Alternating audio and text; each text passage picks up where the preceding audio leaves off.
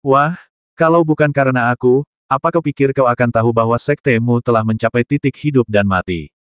Di restoran itu, Seber seperti manusia, memegang tulang dengan kedua cakarnya, menggigitnya dan berteriak keras. Tersesatlah, selisihnya kurang dari 10.000 mil. Berapa mil ini?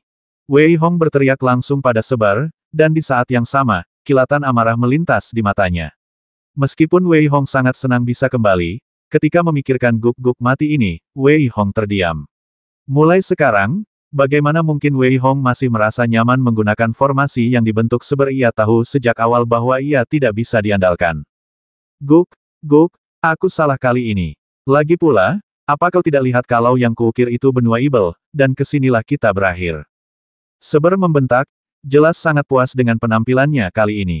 Wei Hong tidak lagi memperhatikan Seber, tetapi tampak sedikit serius. Dalam hatinya, ia sebenarnya sangat bersyukur Seber mengirimnya ke sini.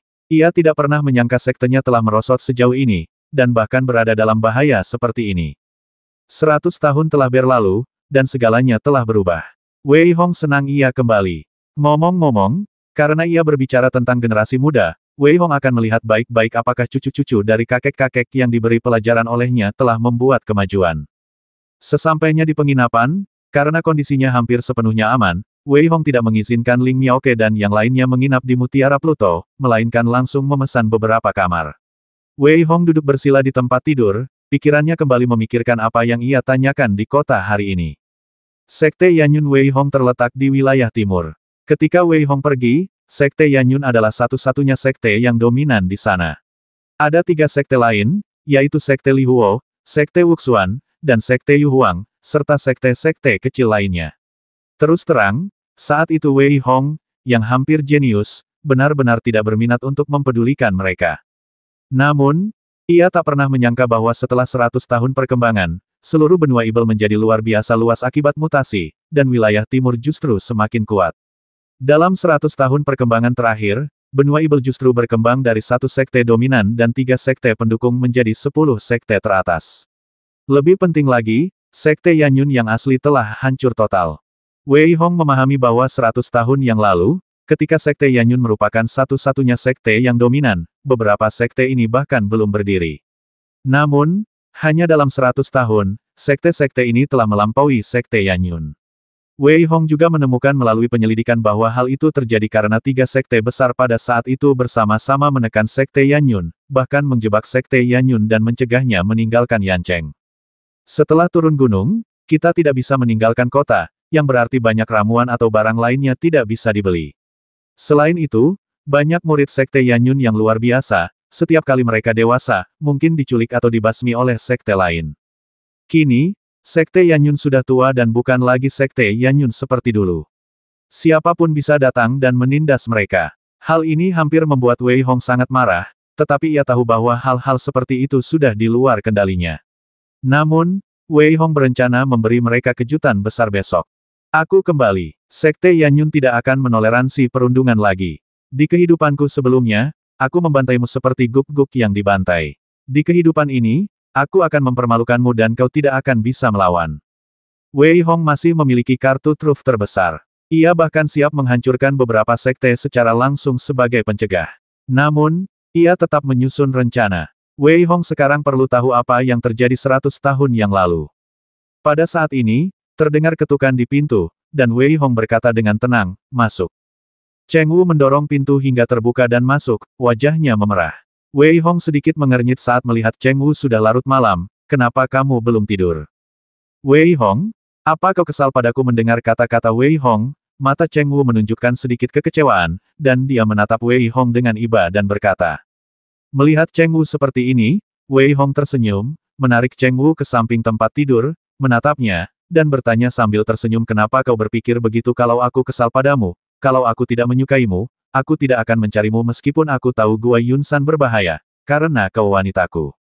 Pada akhirnya, ekspresi Wei Hong sangat tegas, seolah-olah ia telah menggenggam seluruh ruang di tangannya dengan lambaian tangannya yang kuat di udara. Melihat Wei Hong, wajah Cheng Wu pun memerah. Melihat Wei Hong, ia memeluknya dan mengangkat kepalanya, lalu berkata, "Cintailah aku." Bagaikan ramuan beracun, Wei Hong mencium Cheng Wu dengan penuh gairah, dan kali ini Cheng Wu lebih tersentuh daripada sebelumnya dan merespons Wei Hong dengan penuh gairah. Cheng Wu merindukan Wei Hong. Ketika melihat ketiga wanita di sekitar Wei Hong, ia menunjukkan rasa kurang percaya diri yang alami.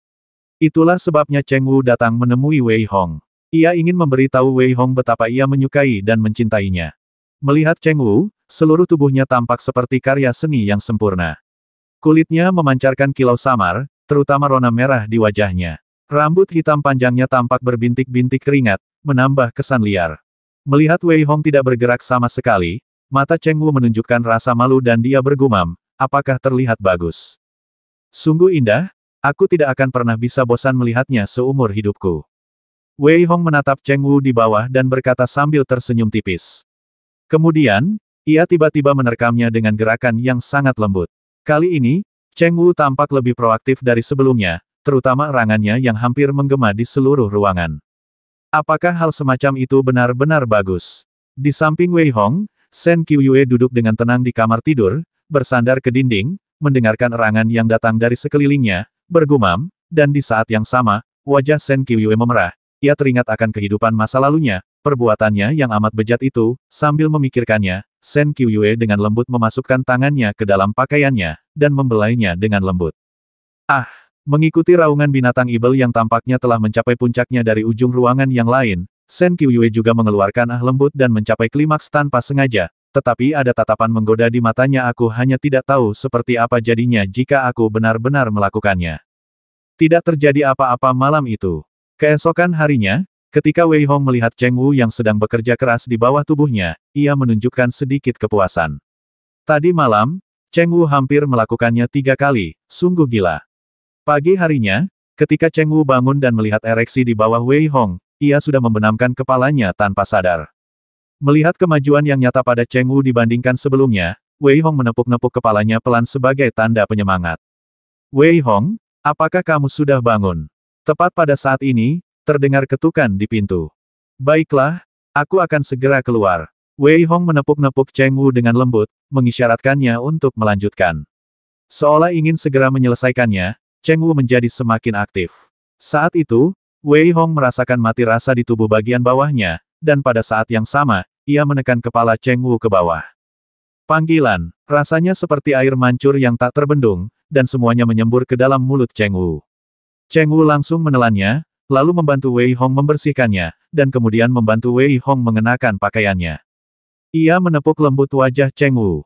Meskipun Cheng Wu adalah teman yang baik Wei Hong tidak menyukainya. Ia menatapnya dan berkata dengan nada serius, jangan salahkan dirimu karena aku, dan jangan beradaptasi denganku. Yang kusuka adalah dirimu, Cheng Wu yang tak pernah berubah. Setelah Wei Hong selesai berbicara, ia berjalan keluar, tetapi air mata sudah mengalir dari mata Cheng Wu. Saat ini, ia tahu bahwa pria ini sama sekali tidak berubah dan tetaplah dirinya. Haha, ayo pergi. Aku benar-benar tidak tahu berapa lama Sekte Yanyun bisa bertahan kali ini. Kegigihan tak ada gunanya. Ada berapa banyak ahli di generasi muda Sekte Yanyun dan kali ini, semua ahli muda dari 10 sekte besar telah keluar.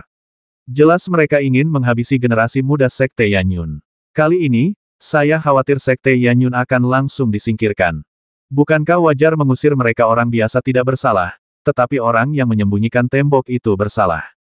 Sekte Yanyun telah menduduki Gunung Yanyun begitu lama. Lebih dari 100 tahun yang lalu, itu karena tidak ada yang berani menghentikan kekuatan Sekte Yanyun. Tapi kali ini, menurutmu siapa yang akan memberi muka kepada Sekte Yanyun? Wajah sekarang, aku khawatir semua orang sudah berharap Sekte Yanyun akan keluar dari sini. Sungguh menyedihkan. Siapa sangka Sekte Yanyun yang arogan dan mendominasi akan berakhir seperti ini. Di seluruh Yancheng, banyak sekali prajurit yang berdiskusi dengan cepat. Tak seorang pun menyangka Sekte Yanyun akan jatuh ke kondisi seperti ini. Kini, orang-orang hampir mendobrak pintunya. Mendengar diskusi ini, wajah Wei Hong berubah muram. Kalau sudah waktunya, aku juga bisa membantu. Shen Qiuyue menatap Wei Hong dengan tatapan memelas. Gulungan, Wei Hong menendang Shen Qiuyue dengan kekuatan sedemikian rupa sehingga Shen Qiuyue jatuh ke tanah dan muntah darah. Wei Hong, apa yang kau lakukan? Melihat Wei Hong, wajah Ling Miaoke sedikit berubah. Sedikit amarah muncul di wajahnya, dan ia berbicara dengan suara rendah. Namun Li Sue tidak berbicara. Cheng Wu sepenuhnya tertuju pada Wei Hong, jadi wajar saja ia tidak bisa membujuknya.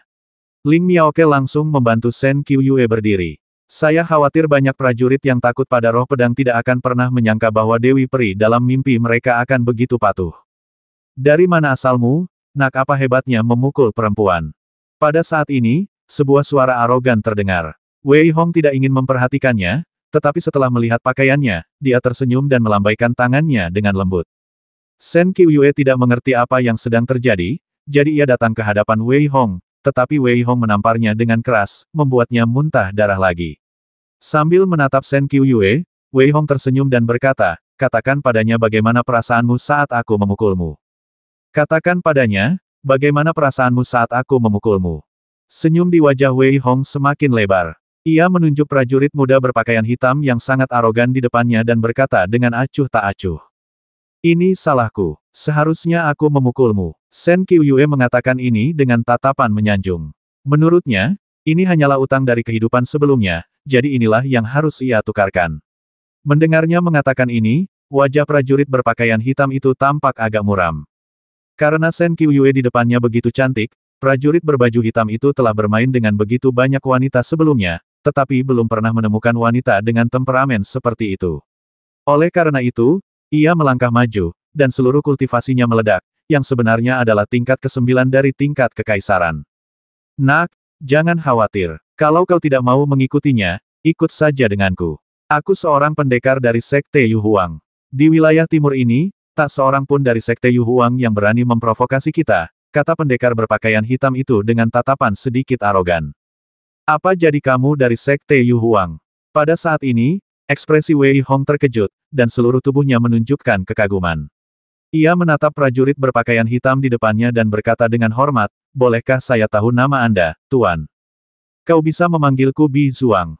Prajurit berpakaian hitam itu melihat kebijaksanaan Wei Hong dan tertawa, lalu berkata pada Wei Hong.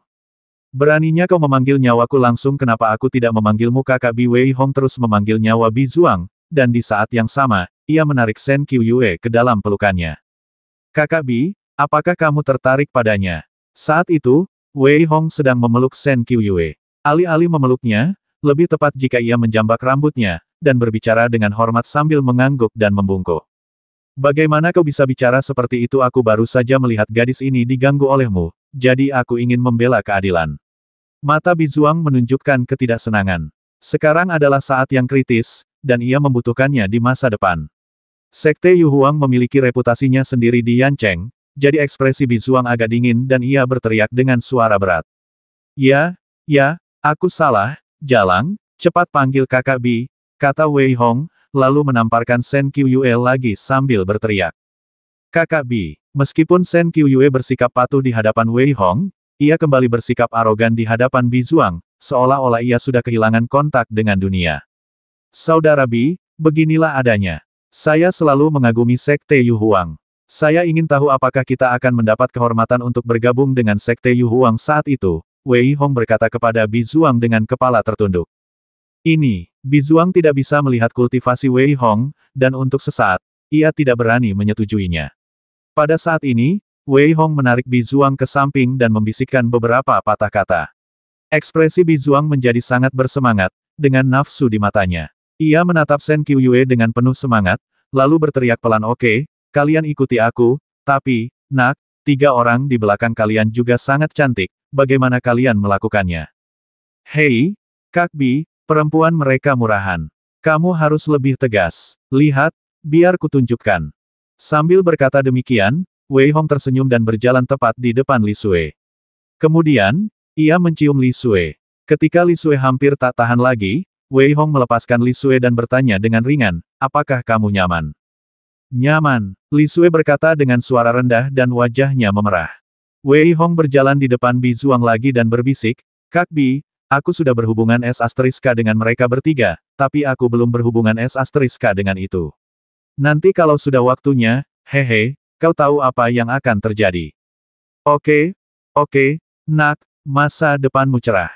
Aku optimis padamu. Mendengar kata-kata Wei Hong, Bi Zuang tersenyum dan menepuk bahu Wei Hong dengan lembut. Wei Hong juga tersenyum, dengan tatapan dingin di matanya. Jauh di lubuk hatinya, ia telah menjatuhkan hukuman mati kepada kelompok ini. Pada saat ini, Bi Zuang kembali menghampiri Sen Qiuyue dan berbisik, "Nona Sen, ayo pergi. Aku akan mengajakmu melihat momentum Sekte Yu Huang kita." Sen Qiuyue menatap Wei Hong, tetapi Wei Hong berteriak dingin, "Kenapa kau menatapku ini? Berkatmu Kakak Bi mengundangmu. Jadi temani Kakak Bi dengan baik." Setelah mendengar kata-kata Wei Hong, meskipun Sen Qiuyue tidak mengerti apa yang direncanakan Wei Hong, ia tetap mengangguk setuju. Wei Hong mengikutinya dari belakang dengan tatapan dingin dan penuh pembasmian. Melihat Wei Hong seperti ini, Ling Miaoke, Cheng Wu, dan Li Sue di samping tidak berani berkata apa-apa. "Ada apa aku terlihat aneh tadi?" Wei Hong tersenyum tipis sambil menatap ketiga wanita itu. "Tidak terlalu aneh, hanya saja sangat menakutkan," kata Li Sue setelah berpikir sejenak. "Haha, tapi kau melakukan hal yang benar. Kau hanya bekerja sama dengan sangat baik. Kali ini 10 sekte besar mengepung sekte Yanyun kita. Saat itu, gunung akan dijaga ketat, dan pasti akan ada banyak orang tua. Daripada menyelinap, lebih baik kita langsung saja menemui si idiot ini." Wei Hong tertawa dan berkata dengan suara rendah. "Tapi kenapa kau memperlakukan Sen Qiuyue seperti itu?" tanya Ling Miaoke sambil mengerutkan kening, jelas belum bereaksi. "Apa kau benar-benar berpikir Sen Qiuyue menyukaiku? Dia berbeda darimu. Aku akan memberitahumu nanti. Ayo, kita bertemu lagi." Wei Hong menggelengkan kepalanya sedikit, dengan sedikit niat membasmi yang dingin di matanya, lalu berteriak dengan suara berat. Melihat Wei Hong tidak mau bicara lagi, ketiga gadis itu berhenti bertanya. Saat itu, Bi Zuang ingin memulai percakapan dengan Sen Qiuyue, tetapi entah kenapa ia mendapati wanita di depannya seperti gunung es, serius dan tanpa senyum. Namun, semakin sering hal ini terjadi, semakin Bi Zuang menyukainya. Kalau tidak, mengapa orang-orang begitu jahat? Wei Hong mengikuti Bi Zuang dan tiba di sebuah penginapan, yang merupakan titik penerimaan Sekte Yu Huang. Wei Hong memikirkan apa yang akan terjadi selanjutnya dan berkata kepada ketiga wanita itu, "Selanjutnya, apapun yang terjadi, ikuti saja mataku dan bertindak. Kalian tidak perlu bertindak. Kita masih membutuhkan pena-pena jahat ini. Ketika mereka tidak lagi berguna, kita bisa langsung membasmi mereka." "Haha, Bi Zuang, hebat sekali. Kau benar-benar membawa pulang seorang wanita cantik dalam waktu sesingkat itu." Tawa keras dan suara-suara arogan terdengar di penginapan itu. "Hehe, itu cuma keberuntungan, cuma keberuntungan." Kali ini, Bi Zuang tertawa. Ketika Wei Hong masuk, ia menatap puluhan orang di depannya dan mengangguk diam-diam. Tak heran Sekte Yu Huang semakin kuat. Kultivasi terendah dari puluhan orang ini sebenarnya berada di tingkat ketujuh alam kaisar, dan di antara mereka, bahkan ada dua yang kultivasinya berada di tingkat setengah langkah raja.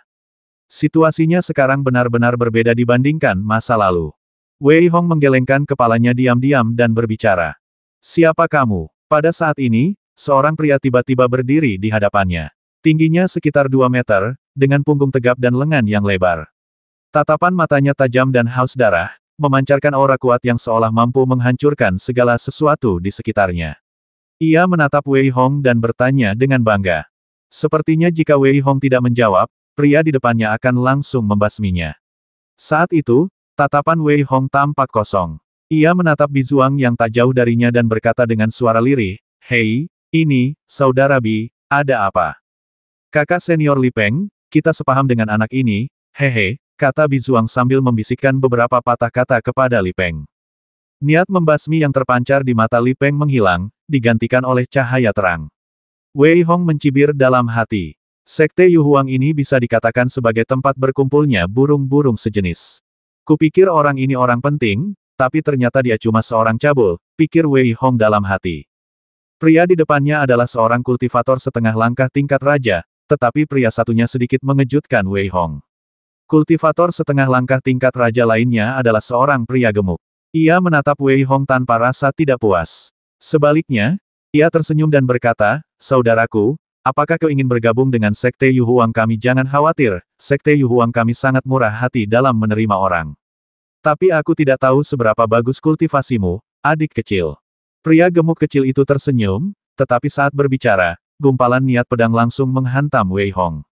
Wei Hong tampak tak sanggup menahan hantaman gumpalan niat pedang ini, dan auranya pun meledak, persis seperti level ke-8 level kaisar. Desir. Setelah si gendut kecil itu menyingkirkan niat pedangnya, Wei Hong merasa lega. Ia hanya mendengar si gendut kecil itu terkekeh, "Lumayan, adik kecil. Kau ternyata sudah berada di tingkat ke-8 alam kaisar. kau bisa bergabung dengan Sekte Yu Huang kami. Hehe, sedangkan untuk para saudari, tak perlu menguji mereka. Hehe, aku, si gendut kecil, selalu menghormati para saudari. Wei Hong bisa melihat sedikit kecabulan di mata pria gemuk kecil itu, tetapi Wei Hong sama sekali tidak menunjukkan ekspresi apapun. Ia hanya menambahkan satu orang mati lagi ke dalam daftarnya. Saudaraku, kapan kita berangkat? Orang-orang dari sekte lain seharusnya sudah pergi ke sana sekarang. Pada saat ini, seorang pemuda berpakaian ketat mendongak dan bertanya. Haha, biarkan mereka pergi sendiri. Pemimpin sekte sudah menginstruksikan kita tidak perlu datang lebih awal. Kita hanya perlu membiarkan mereka menekan sekte Yanyun dulu. Lagi pula, kalau kita tidak pergi, tidak akan ada yang bisa dimulai. Aduh, gendut kecil, aku sungguh enggan meninggalkan mereka, terutama para saudari dari sekte Yanyun. Gendut kecil itu terkekeh, tetapi akhirnya tersenyum dengan sedikit penyesalan. Oke, gendut, kamu nggak usah pura-pura. Apa kami nggak tahu siapa kamu? Tidak ada orang luar di sini.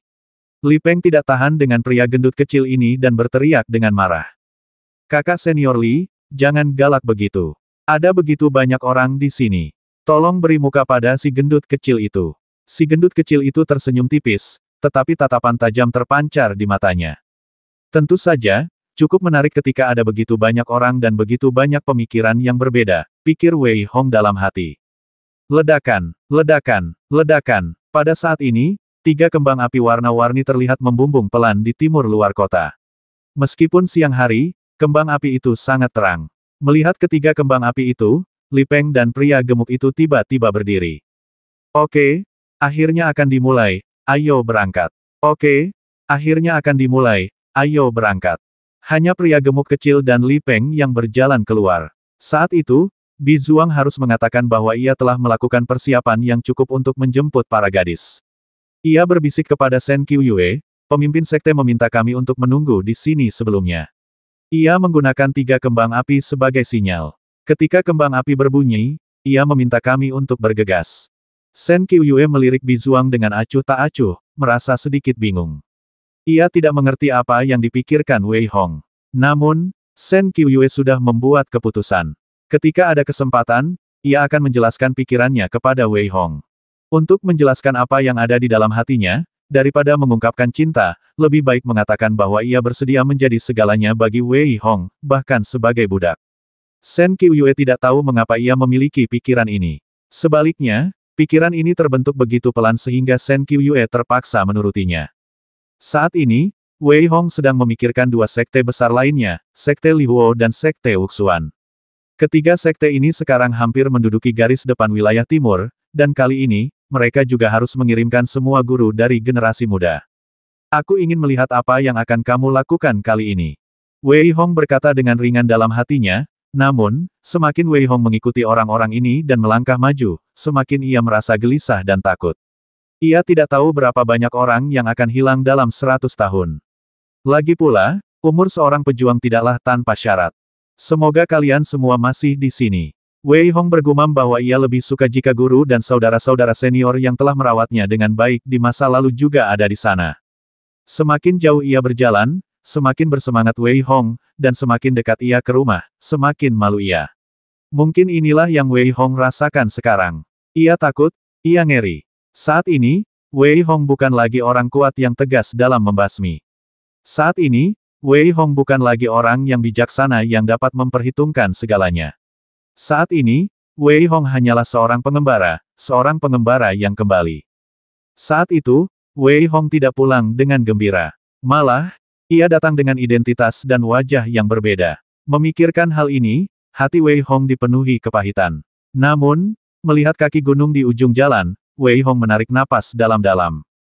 Lupakan saja, karena kita sudah di sini, mari kita biarkan semuanya berjalan sebagaimana mestinya. Wei Hong menggunakan secercah niat pedang untuk memotong semua emosi negatif, sementara Ling Miaoke di samping menggelengkan kepalanya sedikit dan berkata, aku tidak menyangka bahwa para prajurit di benua ini sebanding dengan para prajurit di benua Tianfeng kita. Harus diakui, kekuatannya memang lebih kuat. Tidakkah kau lihat Yin Wei Liang secara langsung berteriak-teriak menantang seluruh benua Tianfeng? Wei Hong menggelengkan kepalanya pelan dan berkata. Namun, tiba-tiba teringat Yin Wei Liang, Wei Hong tiba-tiba teringat bahwa sekte orang ini berada di wilayah timur. Ia hanya tidak tahu apakah ia akan bertemu dengannya nanti. Jika ia benar-benar bertarung dengannya, Wei Hong takut ia tidak akan yakin menang.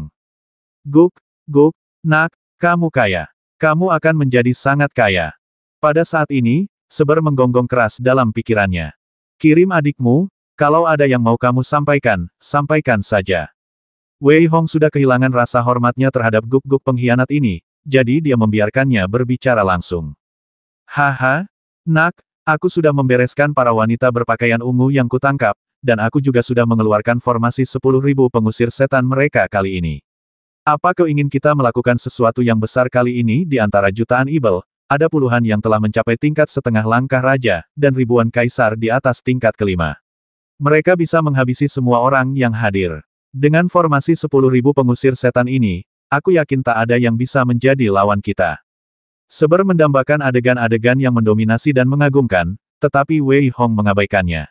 Memang benar ada jutaan ibel dan mereka sangat kuat, tetapi Wei Hong sama sekali tidak memahami kekuatan sekte-sekte ini. Mengungkapkan kartu mereka secara gegabah adalah ide yang buruk. Jadi, kali ini, Wei Hong akan melihat 10 sekte besar satu per satu untuk melihat fondasi mereka.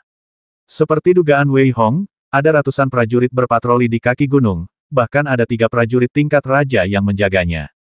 Sungguh langkah yang besar, pikir Wei Hong sambil menggelengkan kepala, tetapi lebih banyak cibiran yang terlontar.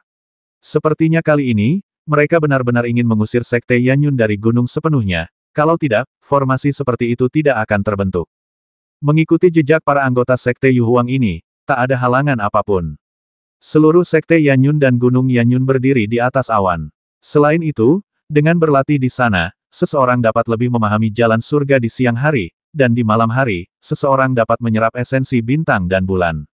Lebih dari 100 tahun yang lalu, itu adalah era tanpa hukum. Tetapi sekte Yanyun tetap kuat seiring bertambahnya kekuatan yang kuat, dan inilah alasannya. Namun, zaman telah berubah. Karena perubahan dunia, setiap kekuatan dapat menebusnya dengan ramuan. Namun, untuk memaksa sekte Yanyun, mereka memotong pasokan bahan kultivasi sekte Yanyun. Meskipun mereka mengandalkan gunung Yanyun yang unik, kekuatan sekte Yanyun melemah dengan cepat. Pada akhirnya, mereka menjadi seperti sekarang ini. Saat itu, mereka tiba di puncak gunung, hanya untuk melihat ruang kosong di depan mereka, dan di tanah terdapat orang-orang dari 10 sekte besar. Hampir semuanya telah tiba, tetapi Wei Hong bersembunyi di sekte Yu Huang. Wei Hong mengerti bahwa sekte Yu Huang seharusnya memiliki ratusan orang, dan puluhan orang tadi hanyalah sebuah tim kecil. Oleh karena itu, Wei Hong dan yang lainnya tidak terlalu mencolok di antara mereka. Pada saat ini, Wei Hong mengalihkan pandangannya kepada orang-orang dari sekte Yanyun di seberang. Ketika ia melihat lelaki tua yang sangat tua itu, seolah-olah ia bisa jatuh kapan saja, bahkan alisnya pun memutih seperti salju, Wei Hong tak kuasa menahan air matanya dan jatuh dengan tenang. Guru, mengapa orang lain bisa bermain, tetapi saya harus berlatih? Seorang anak berusia 3 tahun berkata dengan ekspresi sedikit tidak puas. Haha, karena kau Duan Tianlei, kau murid Mo King Fengku. Kalau kau tidak berlatih, bagaimana kau bisa layak di mata gurumu seorang pria tua? Pria parubaya, tertawa terbahak-bahak dengan sedikit semangat. Guru, benua kita sudah merosot begitu parah sehingga berlatih kultivasi sama sekali tidak ada gunanya. Mengapa guru memaksa saya melakukannya? Tanya seorang anak laki-laki berusia 10 tahun dengan keras kepala. Tidak ada yang mustahil. Jalan seni bela diri adalah melawan langit, bumi, dan manusia. Guntur surgawi, hanya ketika kau kuat di dalam dirimu, kau bisa benar-benar kuat. Tianlei, pencapaian terbesar dalam hidupku adalah menjadikanmu muridku. Haha, saat kau berusia 30 tahun, aku akan menyerahkan posisi ketua sekte kepadamu, dan aku bisa beristirahat sekarang. Tianlei, jangan hanya fokus pada kultivasi. Kamu harus memperhatikan urusan sekte. Kalian, meskipun sekte Yanyun kami adalah satu-satunya yang kuat, jika kami membuat musuh di mana-mana, kami akan segera binasa. Tianlei, ini rumput yang sen, cepatlah ambil dan praktikkan. Lagi pula, guru tidak akan membutuhkannya, jadi aku akan mengandalkanmu untuk masa tuaku. Bayangan-bayangan di benaknya berkelebat, dan Wei Hong tak mampu lagi mengendalikan diri. Ia samar-samar ingat bahwa gurunya telah menaruh hampir semua harapan sekte Yanyun padanya, tetapi ia hanya berlatih secara menangui buta dan hampir mengecewakan gurunya. Guru, bagaimana Anda melewati 100 tahun terakhir? Wei Hong punya 1000 hal untuk dikatakan, tetapi ia tahu bahwa sekarang bukan waktu yang tepat. Pada saat itu, seorang lelaki tua melangkah keluar dengan senyum tipis di wajahnya. Mo Qingfeng, era Anda telah berlalu. Mengapa Anda, Sekte Yanyun, masih menempati tempat ini? Apakah Anda ingin semua murid Anda mati? Liu Dekuan, waktu itu kau seperti guk-guk yang memohon pada kami dari Sekte Yanyun untuk menerimamu. Waktu itu kau putus asa dan diburu orang, dan kami dari Sekte Yanyun lah yang membantumu. Kau sungguh tidak tahu berterima kasih. Kenapa aku tidak menyadarimu? Waktu itu kemarahan melintas di wajah Mo Qingfeng yang agak tua, dan matanya berbinar-binar dengan niat membasmi. Apa kau akan menyelamatkanku jika aku tidak memohon padamu begitu keras? Jangan bahas masa lalu lagi. Aku di sini hanya mewakili Sekte Li Huo untuk memberimu kesempatan. Sekarang pergilah segera, dan kami akan memberi Sekte Yanyunmu kesempatan untuk bertahan hidup. Kemarahan terpancar di mata Liu Dekuan. Selama lebih dari 100 tahun, hal yang paling ia benci adalah kabar bahwa Sekte Yanyun telah menyelamatkannya. Justru karena itulah ia ingin menghapus masalah ini.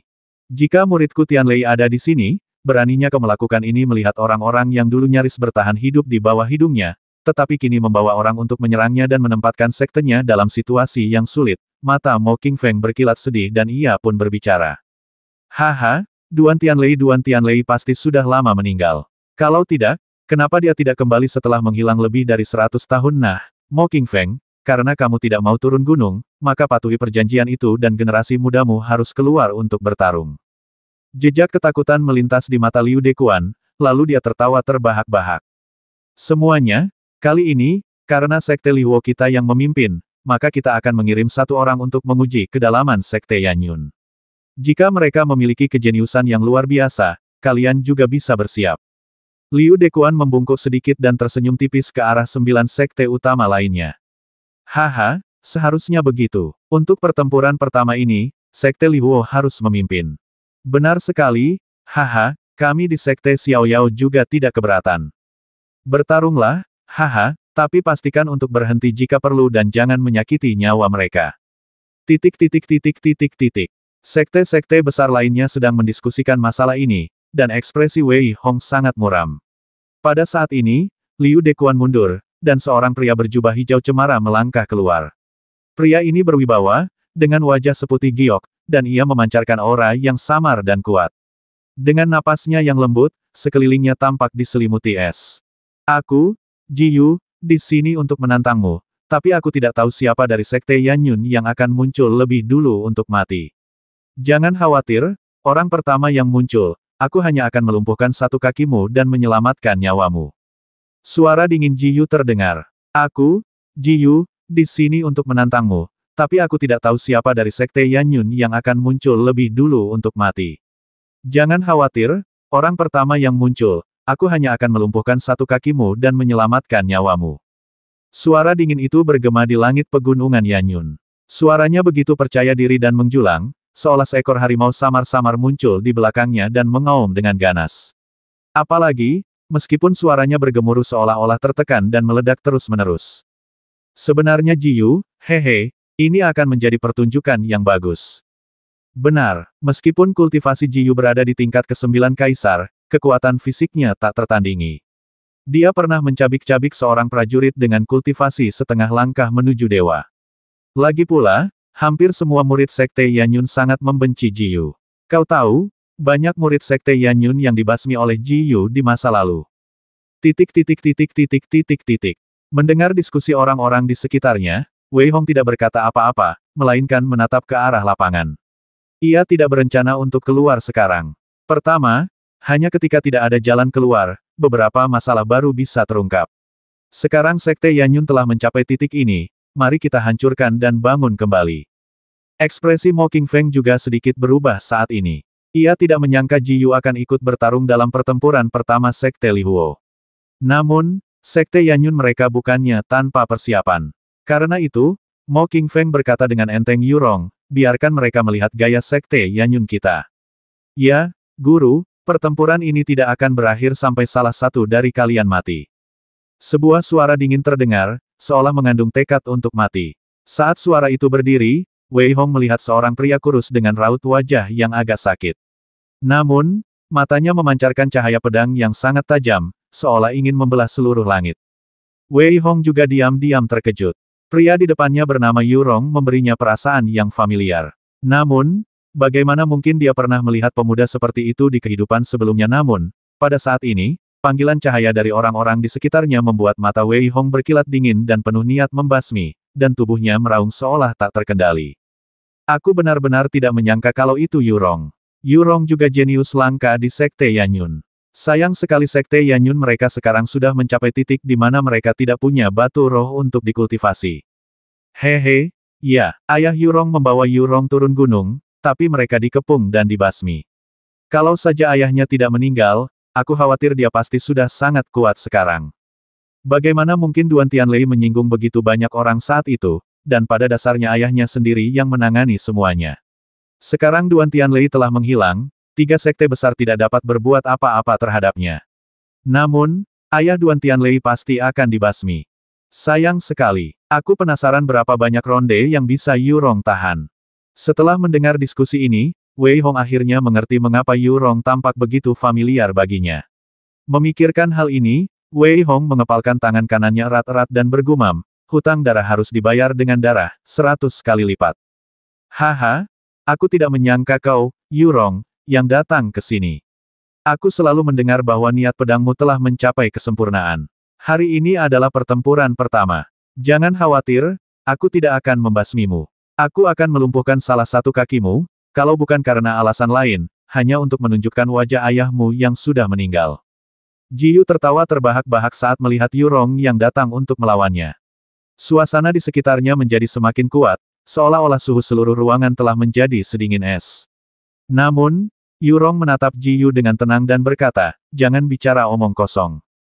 Ledakan, niat pedang yang terpancar di mata Yu Rong tiba-tiba meledak dengan cahaya pedang yang menyilaukan, dan ruang di sekitarnya pun diselimuti oleh niat pedang, menghancurkan seluruh ruang.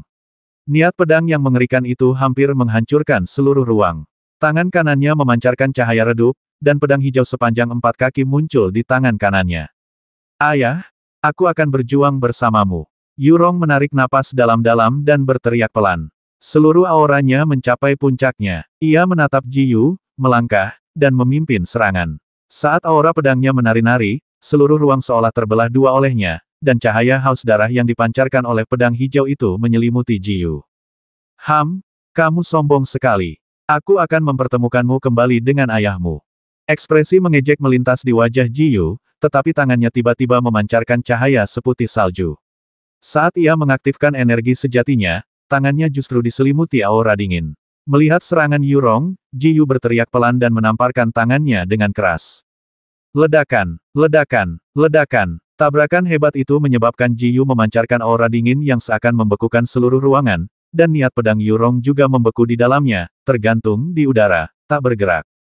Jepret, jepret. Segera setelah itu, suara retakan yang keras terdengar, dan niat membasmi yang dingin melintas di mata Yu Rong. Ia tiba-tiba mengaktifkan energi sejatinya, dan niat pedang itu meledak lagi dalam sekejap, dan benar-benar menghancurkan perlawanan Ji Yu dengan mudah. Bang! Di tengah suara benturan, kedua pria itu mundur selangkah.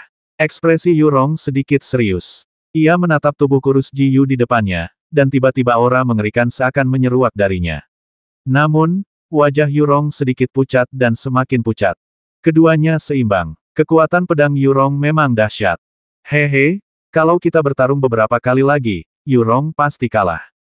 Pada saat ini, mata Liu Dekuan berkilat bangga. Ia menatap mata orang-orang yang kebingungan dan berkata, meskipun Yu Rong dipeluk oleh ayahnya dengan segala cara dan menyelamatkan nyawanya, bagaimana mungkin ia bisa selamat setelah serangan mengerikan seperti itu? An dalamnya rusak parah, dan meridiannya terluka. Apa bagaimana mungkin setelah cedera serius seperti itu, dia masih bisa berkultivasi hingga mencapai prestasi seperti itu? Benar sekali, jika Sekte Yanyun tidak ditindas oleh kita, mungkin tidak akan merosot seperti ini.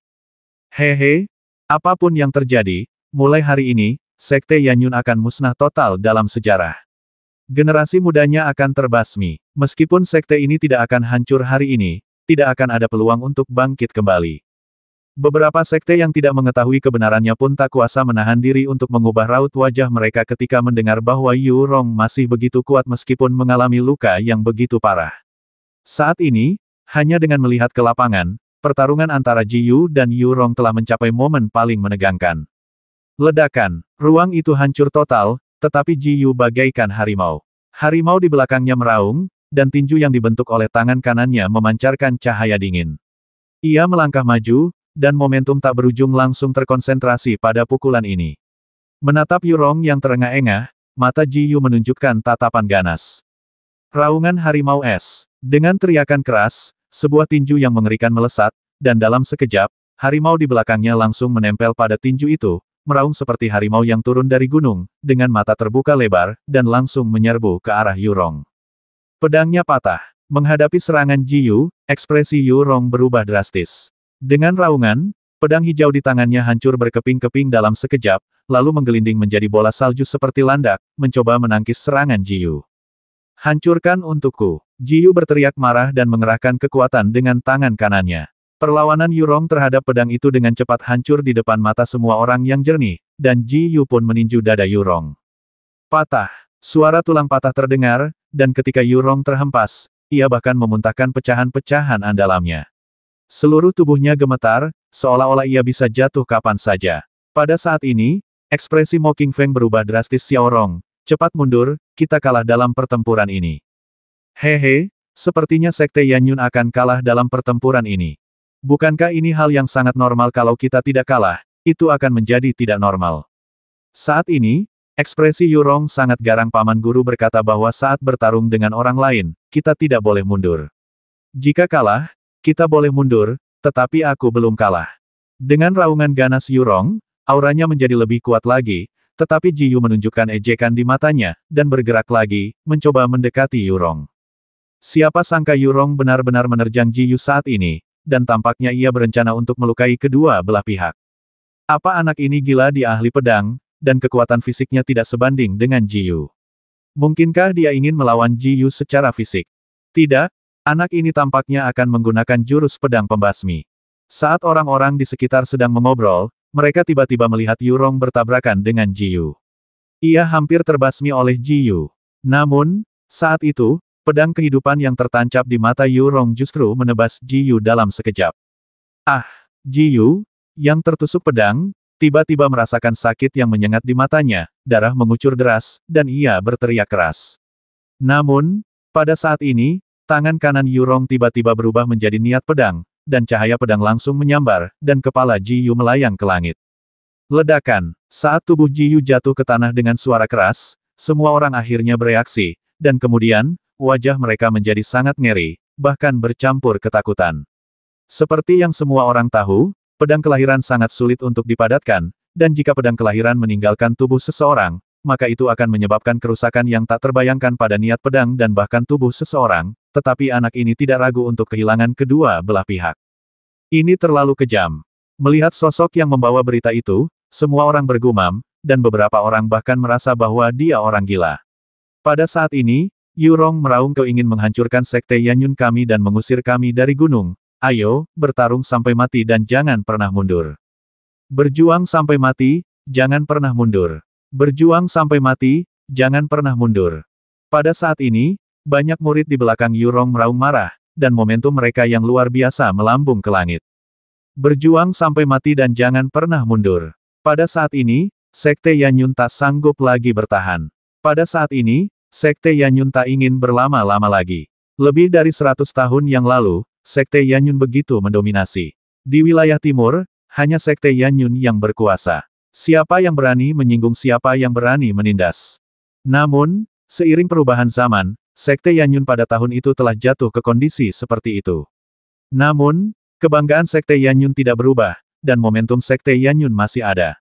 Pada saat ini, mereka meletus dengan tekad untuk mati, dan akhirnya membuat 10 sekte besar berubah warna. Bertarung sampai mati, bertarung sampai mati. Raut wajah Liu Dekuan berubah saat Yu Rong berteriak, namun kemudian ia memaksakan diri untuk tenang dan berkata dengan senyum muram, karena Sekte Yanyun ingin menghancurkan sekte ini, maka aku akan memenuhi keinginanmu. Pada titik ini, Liu Dekuan memandang yang lain dan berkata dengan suara berat, semuanya, apa jalan keluarnya sekarang jika kita tidak menghancurkan Sekte Yanyun? Bagaimana kalian bisa tidur nyenyak di masa depan? Hehe, benar juga, itu cuma harimau ompong. Karena kau ingin mati, biarkan kami, Istana Lima Elemen, bertarung di pertempuran kedua. Aku benar-benar ingin melihat apakah mereka, Sekte Yanyun, benar-benar tidak takut mati. Yang kulihat hanyalah seorang lelaki tua pendek yang melangkah maju. Ada tatapan penuh perhitungan di mata segitiganya, tetapi wajahnya sangat muram. Meskipun ia tersenyum, seluruh tubuhnya membuat orang-orang tampak muram dan sangat tidak nyaman. Baiklah, aku akan merepotkan Master Sekte Zhao untuk pertempuran itu. Liu Dequan menatap lelaki tua di depannya. Meskipun hatinya merasa tidak nyaman, ia tetap berbicara dengan hormat. Zhao Zongxi, awalnya aku ingin membiarkan murid-muridku pergi berperang, tapi aku tak menyangka kau akan sampai di sana lebih dulu. Saat itu, melihat ke sisi lain, ada seorang pria berjubah, berkepala pelontos, berterbuka dada, dan memegang labu anggur di tangannya, tampak sangat tampan. Biksu Li, dalam pertempuran berikutnya, kau bisa bertarung melawan Sekte Ilusi. Untuk pertempuran ini, mari kita, para jenius Istana Lima Elemen, menunjukkan momentum terlebih dahulu. Zhao Zongxi terkekeh, lalu berkata dengan tenang Zhao Wan dalam pertempuran ini, kau akan belajar dari para jenius Sekte Yanyun.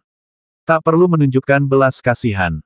Karena mereka semua mengatakan akan bertarung sampai mati, maka basmilah mereka semua tanpa menyisakan sehelai baju sirah pun.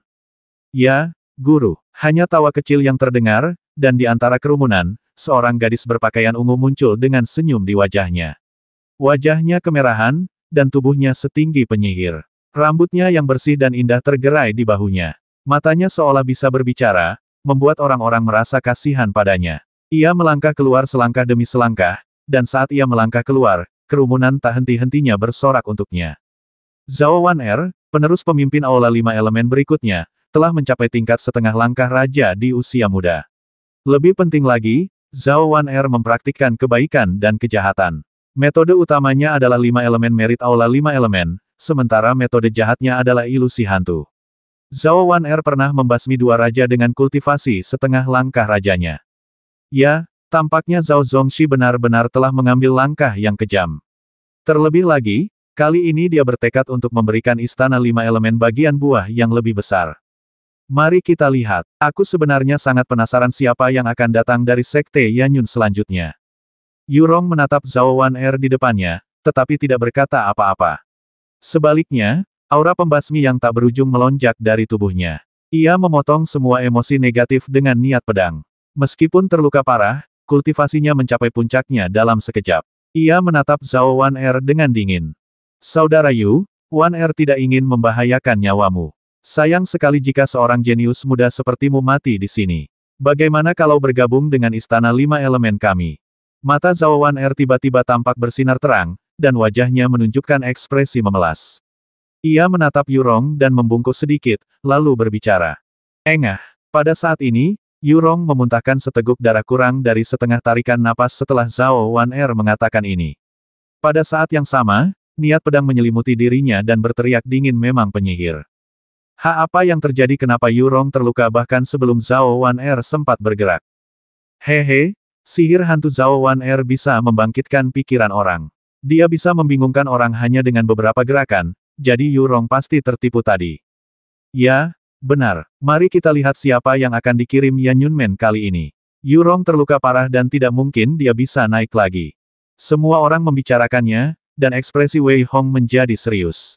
Dengan kecepatan seperti ini, mungkin tak akan butuh banyak ronde lagi sebelum Yanyunmen tak bisa bertarung lagi. Sambil menatap Wei Hong, Ling Miaoke berbisik, Wei Hong, kenapa kau tidak bertindak? Jangan terburu-buru. Bukan rencana terbaik bagiku untuk bertindak sekarang. Lagi pula, Sekte Yanyun kita seharusnya tidak selemah itu. Lagi pula, kali ini, aku ingin melihat apakah ada yang akan mengkhianatiku di menit-menit terakhir. Wei Hong menggelengkan kepalanya sedikit, tampak tidak terburu-buru. Saudara Yu, turunlah. Kau sudah cukup hebat. Biarkan aku yang mengambil alih pertempuran ini.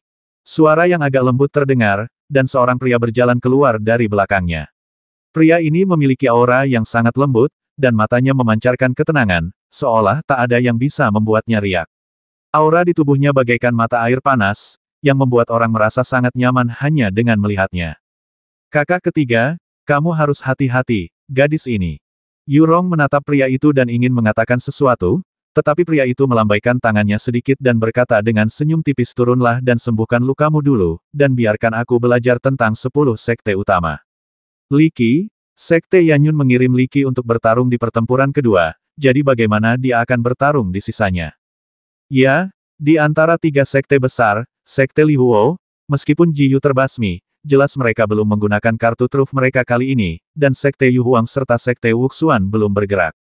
Hanya olah 5 elemen yang begitu siap. Zhao Wan Er ini cukup kuat. Lagi pula, menurutmu berapa banyak murid Sekte Yanyun sekarang? Ada juga banyak kultivator independen di sekitar yang dipanggil oleh 10 sekte besar untuk ikut bersenang-senang.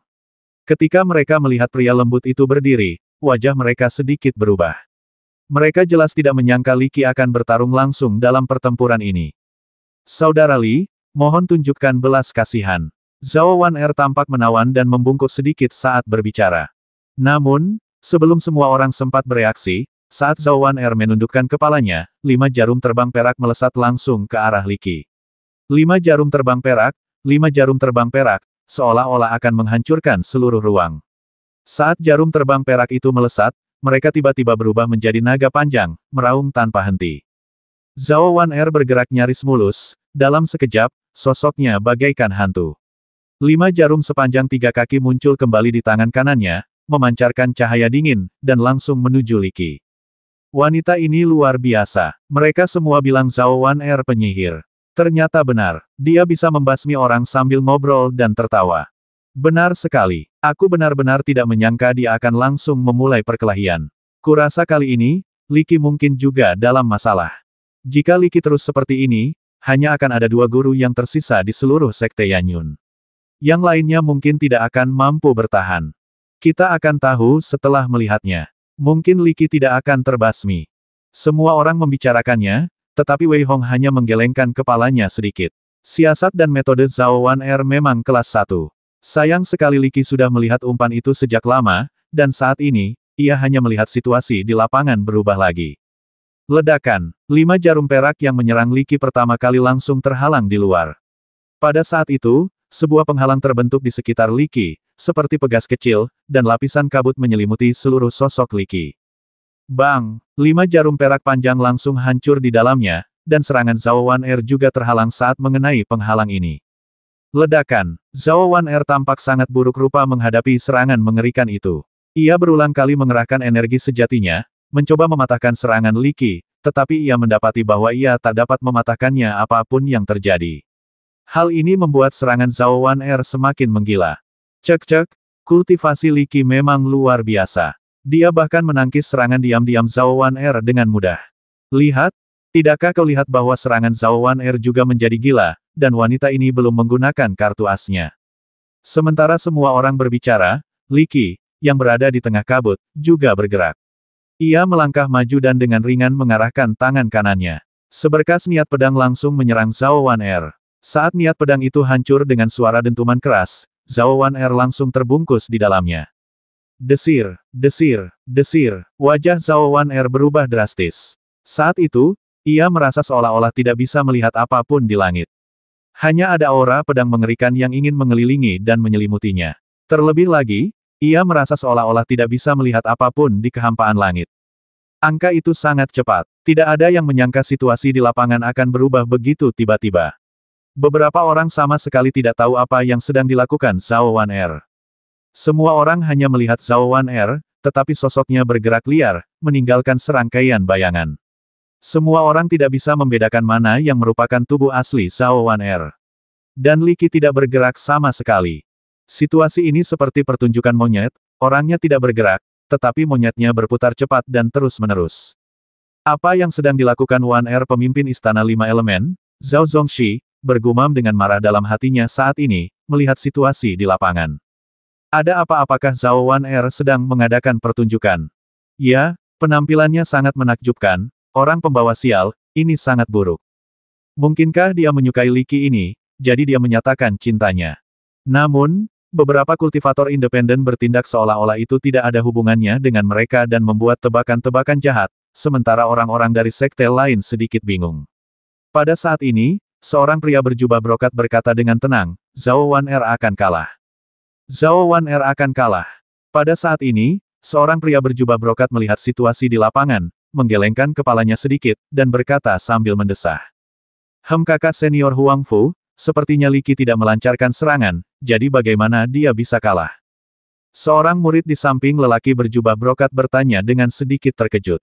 Bukannya Li Qi tidak menyerang, dia sudah menyerang. Kalau tidak salah, niat pedangnya adalah seni pedang psikedelik yang menduduki peringkat ke-1000 di antara 3000 seni pedang saat itu. Pria berjubah brokat itu berusia sekitar 26 atau 27 tahun dan tampak sangat tampan, tetapi kekuatan dan kesombongan di matanya seolah menyelimuti pegunungan dan sungai. Oleh karena itu, meskipun ia tampak tampan, sorot matanya yang cerah semakin menambah maskulinitasnya. Saat itu, ia menatap Li Qi di lapangan dan tersenyum. Ah, ilmu pedang psikedelik, tanya murid berpakaian hijau di sampingnya dengan suara lirih, tatapannya terkejut. Benar, itu ilmu pedang psikedelik. Meskipun Zhao Wan Er tampaknya bertarung sendirian sekarang, sebenarnya, kalau tidak salah, pikirannya telah terbenam dalam ilmu pedang psikedelik. Karena itu, dia akan segera dikalahkan, kata pria berjubah brokat itu ringan, dengan tatapan yang seolah-olah dapat melihat segalanya. Kakak senior Zhao Chen, tunggu sebentar, maukah kau pergi berperang? Murid lain menatap pria berjubah brokat itu dengan hormat dan berkata dengan sedikit kekaguman. Jika aku melawan Li Qi, aku akan mengalahkannya dalam 3 gerakan. Biarkan sekte lain yang melakukannya. Sekte Wuxuan kita tidak perlu bertarung terlebih dahulu. Duan Wuji dari sekte Yanyun lah yang ingin kulawan. Pria berjubah brokat bernama Zhao Chen melambaikan tangannya sedikit dan berkata dengan ringan. Li Qi sungguh kuat. Dia bisa dikalahkan dalam 3 gerakan. Jika orang lain mengatakan ini, dia mungkin akan langsung ditertawakan. Namun, para murid di samping Zhao Chen terkejut ketika mereka mendengar bahwa Zhao Chen mengalahkan Li Qi dalam 3 gerakan. 3 jurus kakak senior Zhao Chen ternyata butuh 3 jurus untuk mengalahkannya. Sepertinya Li Qi dari sekte Yanyun memang cukup mumpuni. Dalam hal ini, para murid Wuxuanmen hanya berbicara dalam hati. Pada saat ini, Li Qi di lapangan menunjukkan sedikit sarkasme di sudut mulutnya. Dengan teriakan pelan, Zhao Wan Er tampak bereaksi karena kebingungan, lalu menjadi marah dan malu. Ia juga seorang yang sangat berbakat dan cerdas. Tentu saja, ia menyadari bahwa ia telah ditipu oleh Li Qi. Saat hendak melancarkan serangan lain, ia melihat Li Qi bagaikan pedang yang tak tertandingi. Saat ia mengaktifkan energi bela dirinya, aura pedang yang tak terhitung jumlahnya muncul dari tubuh Li Qi. Kemudian, di atas kepala Li Qi, sebuah pedang yang sangat panjang terbentuk. Ledakan. Saat Li Qi menebas dengan kedua tangannya, pedang itu tiba-tiba menebas dengan keras. Wajah Zhao Wan Er berubah drastis. Ia hanya melihat pedang itu. Seketika, pupil matanya membesar, lalu membesar lagi. Seketika, ia terbungkus oleh pedang itu. Engah, engah, engah. Zhao Wan Er memuntahkan darah dan diselimuti cahaya pedang yang tak terhitung jumlahnya. Ia terlempar dengan keras, dan seluruh tubuhnya berada dalam kondisi yang sangat menyedihkan.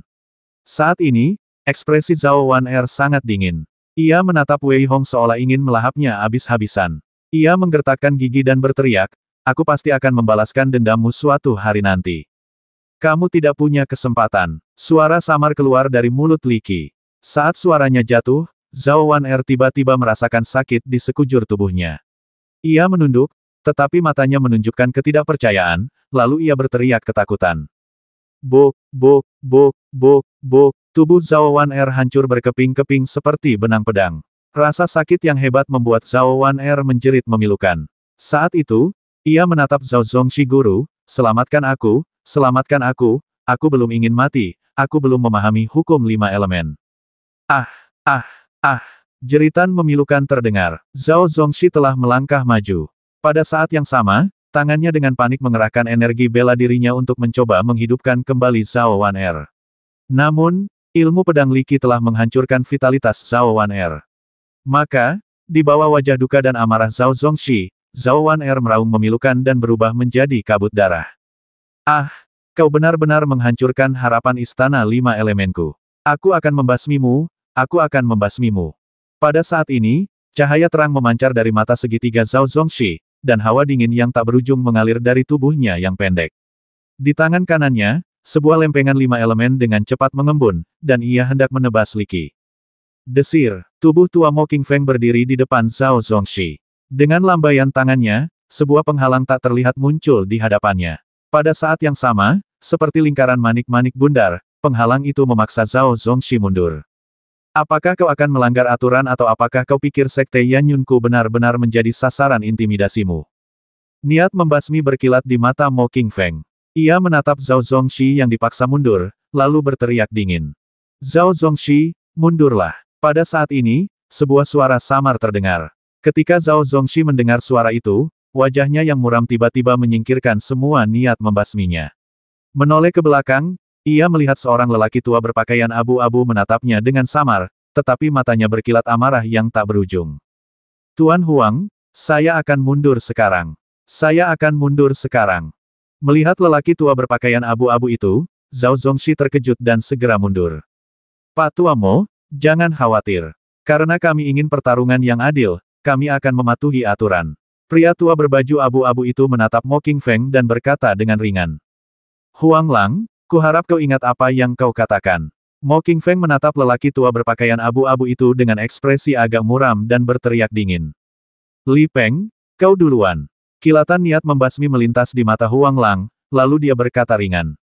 Ya, Guru. Li Peng tak sabar lagi. Tiba-tiba ia mengangkat kepalanya. Setelah memasuki lapangan, matanya berkilat haus darah. Jangan berpikir kau bisa tak terkalahkan hanya karena kau menguasai seni psikedelik. Menurutku, itu sama sekali tak layak disebut. Wei Hong menghela napas diam-diam ketika melihat Sekte Yu Huang akhirnya bergerak. 3 sekte besar semuanya telah bergerak. Perbedaan antara kultivasi Li Peng dan Li Qi tidak terlalu besar. Bahkan jika Li Qi menang pada akhirnya, kemungkinan besar itu akan menjadi kemenangan yang menyedihkan. Sekarang, Sekte Yanyun seharusnya masih memiliki 2 murid. Karena Li Qi adalah murid ketiga, maka keduanya seharusnya telah mencapai tingkat raja. Namun, ada juga banyak orang yang telah mencapai tingkat raja. Terlebih lagi, beberapa orang tidak bergerak. Saya khawatir mereka ingin menyingkirkan mereka secara langsung pada akhirnya. Wei Hong memikirkan hal ini dan ekspresinya menjadi sangat terkejut.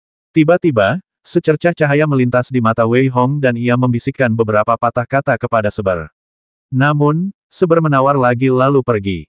Kalian bantu Sep juga. Kamu terus bilang nggak ada kerjaan. Selanjutnya, aku akan cari kerjaan buat kamu. Wei Hong meminta Ling Miaoke dan Li Sue untuk pergi bersama. Keduanya berada di tingkat ke-8 alam kaisar. Meskipun masih sedikit kurang, mereka masih bisa sedikit membantu. Setelah orang-orang ini pergi, Wei Hong bergerak diam-diam dan datang ke sisi Bi Zuang. Kakak Bi, bisakah kau membiarkan Shen Qiuyue pergi sebentar? Wei Hong menatap Bi Zuang dan terkekeh. Bi Zuang, yang sedang berusaha meluluhkan hati Shen Qiuyue, tak kuasa menahan amarahnya ketika melihat Wei Hong datang dan ingin Shen Qiuyue pergi. Namun, setelah mendengar Wei Hong membisikkan beberapa patah kata, ia langsung setuju, tetapi ada kilatan dingin di matanya. Kalau kau berani berbohong padaku, kau tahu akibatnya. Hehe, beraninya aku berbohong pada saudara Bi. Mulai sekarang, aku akan membutuhkan bantuanmu di Sekte Yu Huang.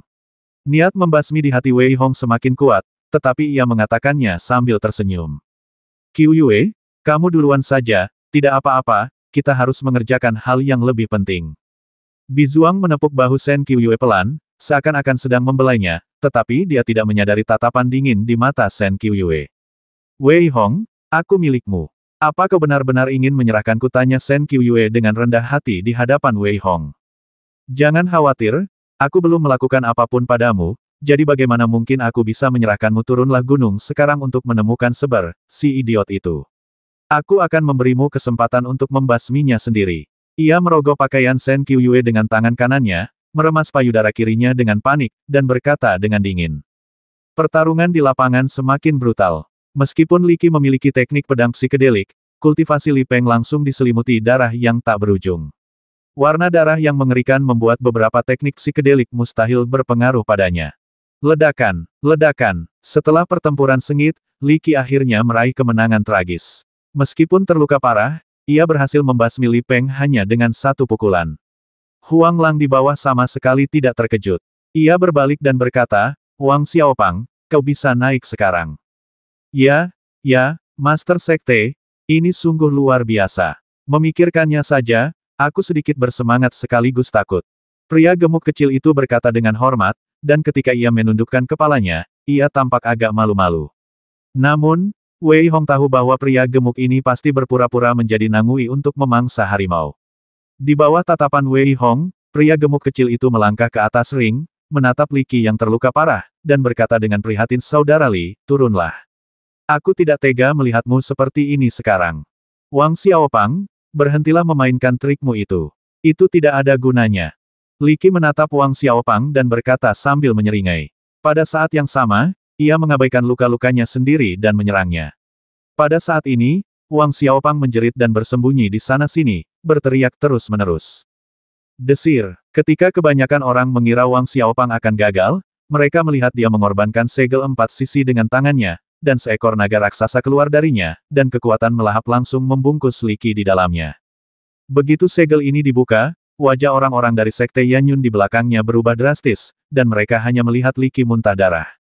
Tepat ketika Wang Xiaopang mengira ia bisa membasmi Li Qi, wajahnya tiba-tiba sedikit berubah.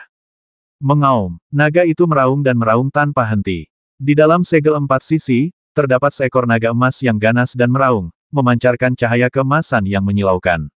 Kekuatan melahapnya langsung menyelimuti Li Qi. Bahkan sebelum Li Qi sempat bereaksi, naga itu langsung menelannya. Mata pria gemuk kecil itu juga berkilat cemerlang. Menerima, begitu ia selesai berbicara, tepat ketika ia mengira Li Qi akan celaka, ia melihat naga emas itu meraung dan mengenai kepala Li Qi, membuatnya terlempar. Meskipun Li Fei muntah darah dan pingsan, ia berhasil menyelamatkan nyawanya. Apa yang sedang terjadi? Ada pandangan kosong di mata bocah laki-laki gemuk itu, dan dia bingung. Naga emas itu kembali ditarik olehnya, tetapi Mo Qingfeng menatap pria gemuk kecil itu dan berkata dengan suara tua, "Wang Xiaopang, terima kasih telah menunjukkan belas kasihan." Setelah itu, dia menoleh ke Huang Lang dan berkata, "Master Sekte Huang, kali ini, aku akan menerima bantuanmu." Apa yang dilakukan adik gendut kecil ini, kenapa dia menunjukkan belas kasihan saat ini? Bizuang menatap Wang Xiaopang di lapangan dengan ekspresi sedikit bingung dan berkata dengan suara rendah. "Saudara Xiaopang, kenapa kau melakukan ini? Apa kau mencoba menunjukkan kemurahan hatimu?" "Ya, soal Sekte Yanyun, kakak senior Xiaopang sepertinya tidak pernah membasmi murid mereka. Mungkinkah kakak senior Xiaopang adalah agen rahasia?"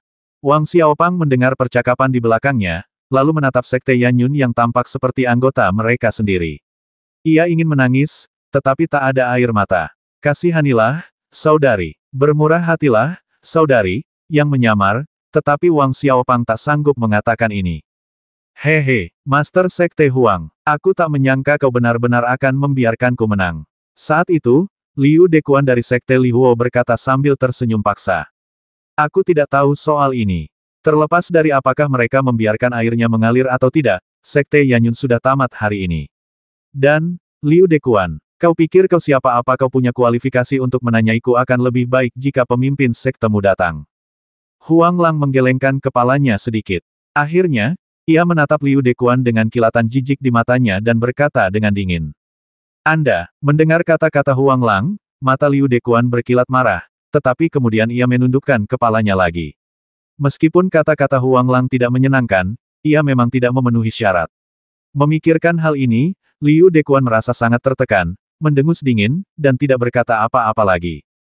Meskipun Huang Lang mengatakan ini, ia diam-diam memutuskan bahwa setelah kembali, ia harus memeriksa apakah Wang Xiaopang seorang pengkhianat atau mata-mata.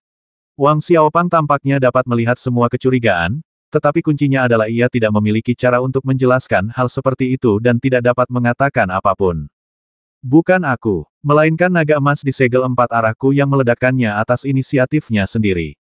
Jika dia memberitahu orang lain alasan ini, saya khawatir saya atau orang lain akan cukup bodoh untuk mempercayainya." Saat ini, Wang Xiaopang diam-diam memutuskan bahwa dia harus tampil baik di kalimat berikutnya dan harus menunjukkan kekuatannya. Panggilan, Wei Hong pun menghela napas lega. Jiwa naga emas itu belum utuh, dan ia telah memutarbalikkannya dengan paksa. Kalau tidak, Li Qi pasti sudah mati. Saat itu, ia melihat sosok lain berbaju biru berjalan keluar dari gerbang Yanyun. Ia tinggi, dan tampak berusia tak lebih dari 24 atau 25 tahun. Ia berdiri dengan jubah ungu biru yang berkibar tertiup angin. Matanya cerah, dan auranya yang elegan membuatnya tampak seperti seorang mahasiswa. Auranya yang ceria membuat orang-orang ingin mendekatinya pada pandangan pertama. Murid generasi kedua Sekte Yanyun, Yan Qitian, ingin belajar dari saudara Wang. Sosok berbaju biru itu menghampiri anak laki-laki gemuk itu, mengepalkan tinjunya dan berkata dengan tulus. Ini sama sekali tidak tampak seperti perkelahian, melainkan seperti permintaan nasihat.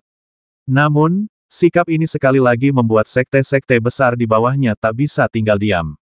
Orang pembawa sial, ini Yan Qitian. Kultivasinya telah mencapai tingkat raja, dan kultivasinya sangat kuat. Dia adalah guru terbaik kedua dari generasi muda sekte Yanyun selain Duan Wuji. Dia pernah mempertaruhkan nyawanya untuk bergegas menuruni gunung dan bertempur dalam pertempuran berdarah dengan puluhan guru tingkat raja selama 3 hari 3 malam.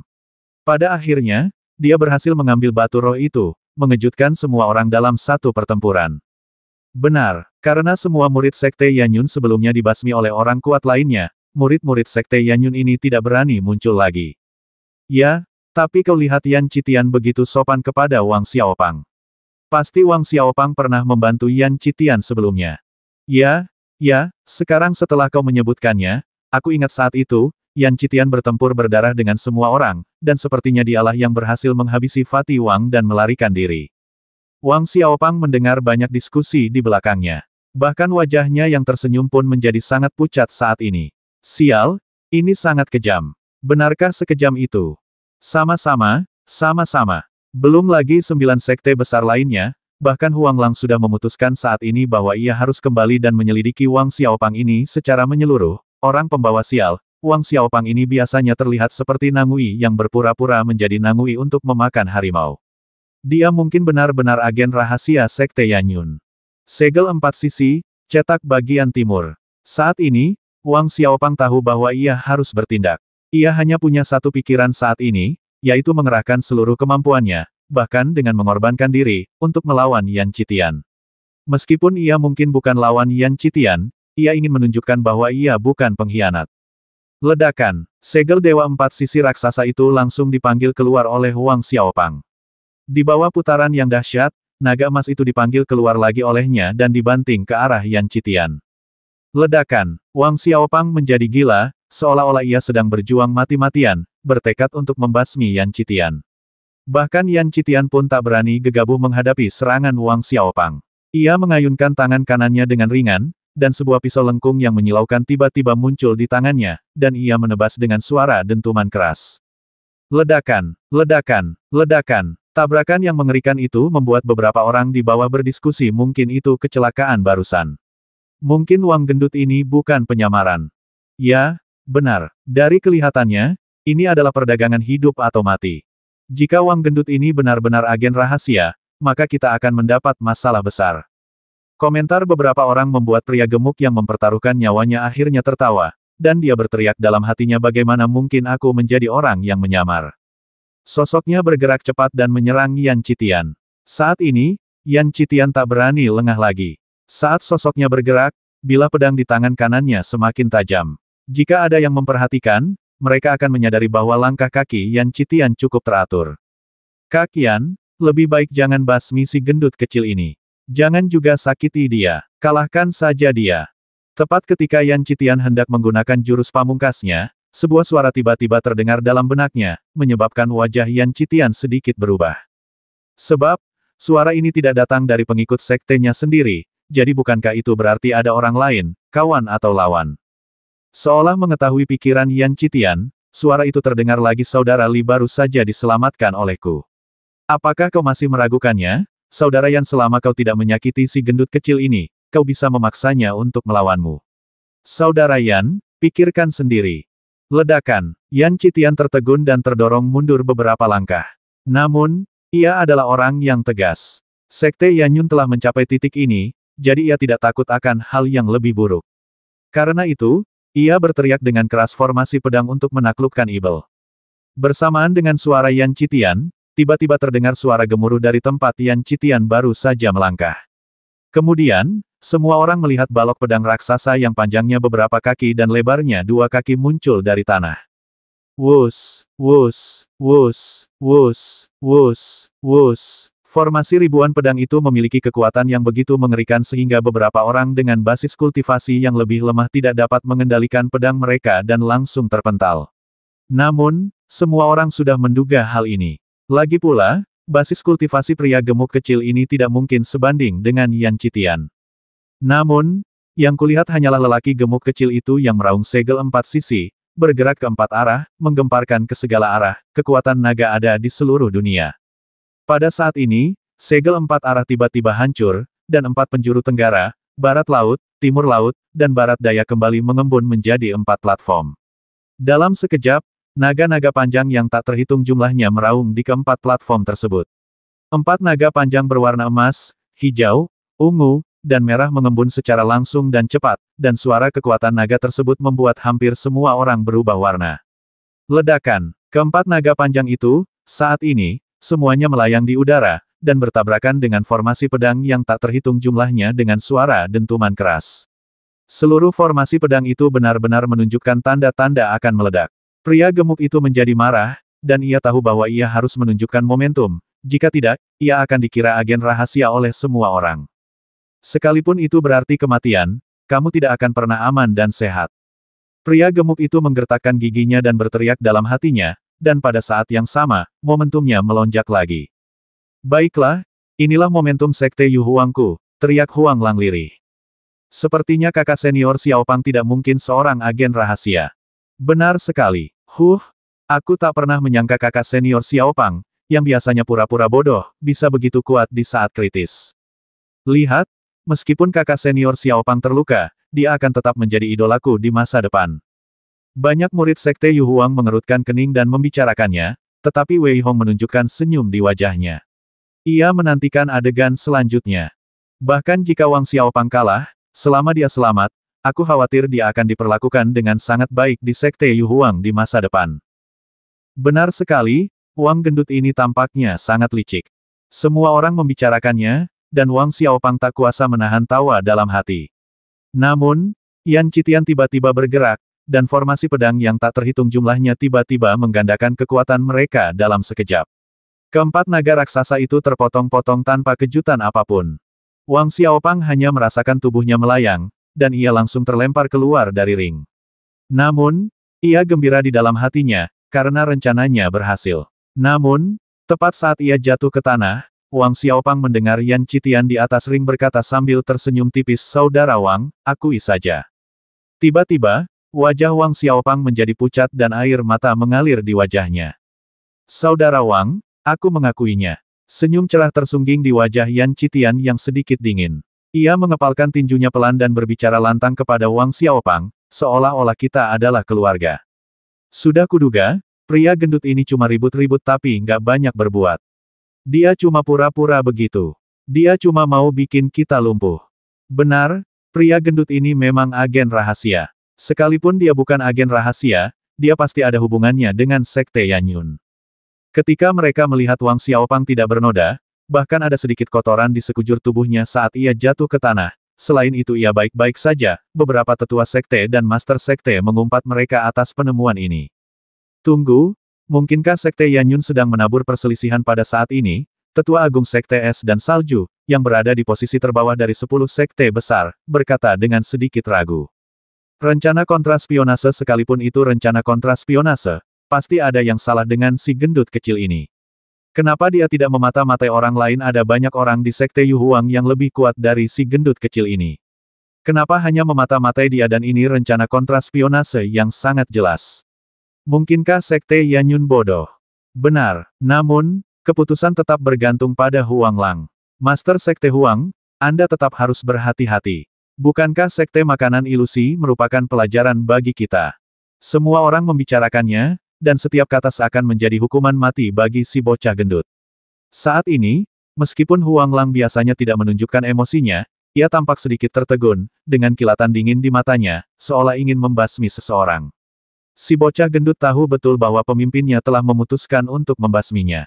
Desir, sosok Wang Xiaopang sangat cepat, dan ia tiba di depan Huang Lang hampir seketika, lalu berkata dengan suara rendah dan penuh hormat, Master Sekte. Saya tidak pernah mengkhianati Sekte Yu Huang kami. Huang Lang menatap Wang Xiaopang.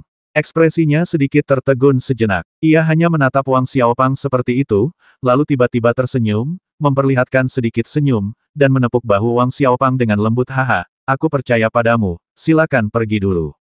Terima kasih, Master Sekte. Saat Wang Xiaopang menundukkan kepalanya, matanya menampakkan kesedihan yang tak berujung, tetapi dia mundur ke belakang dengan sikap hormat.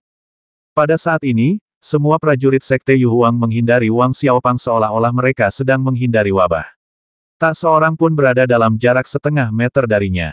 Pada saat ini, Wei Hong tersenyum. Orang pembawa sial, kau sudah mengkhianatiku, dan kau masih saja mencari-cari alasan.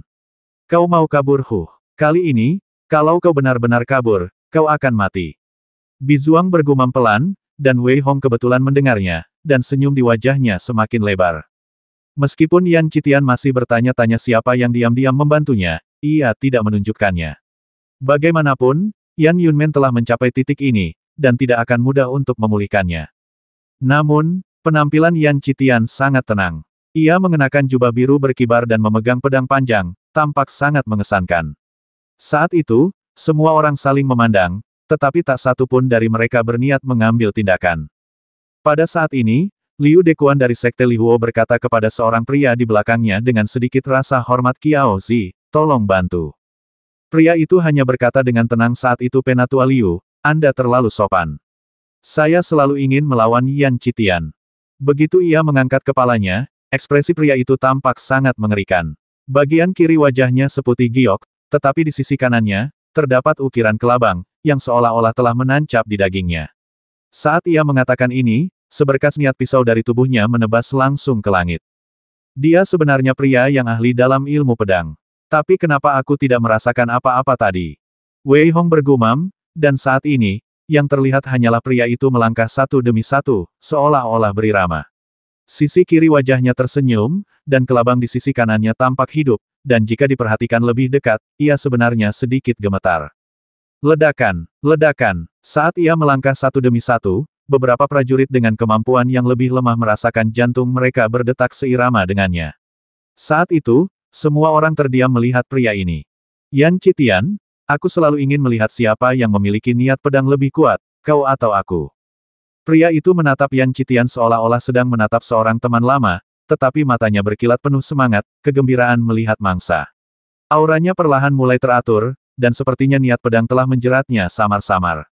Li Zu, kau tidak bisa menahannya. Menatap Li Zu di depannya, mata Yan Qitian menunjukkan sedikit rasa iba. Ia menggelengkan kepalanya sedikit dan berkata, 4 tahun lalu, kau dan aku gagal bersaing. Kali ini, aku hanya ingin bersaing denganmu. Kuharap kau tidak menunjukkan belas kasihan. Aku juga tidak akan menunjukkan belas kasihan. Hidup dan mati ditentukan oleh takdir. Inilah jalan yang harus ditempuh seorang pendekar pedang.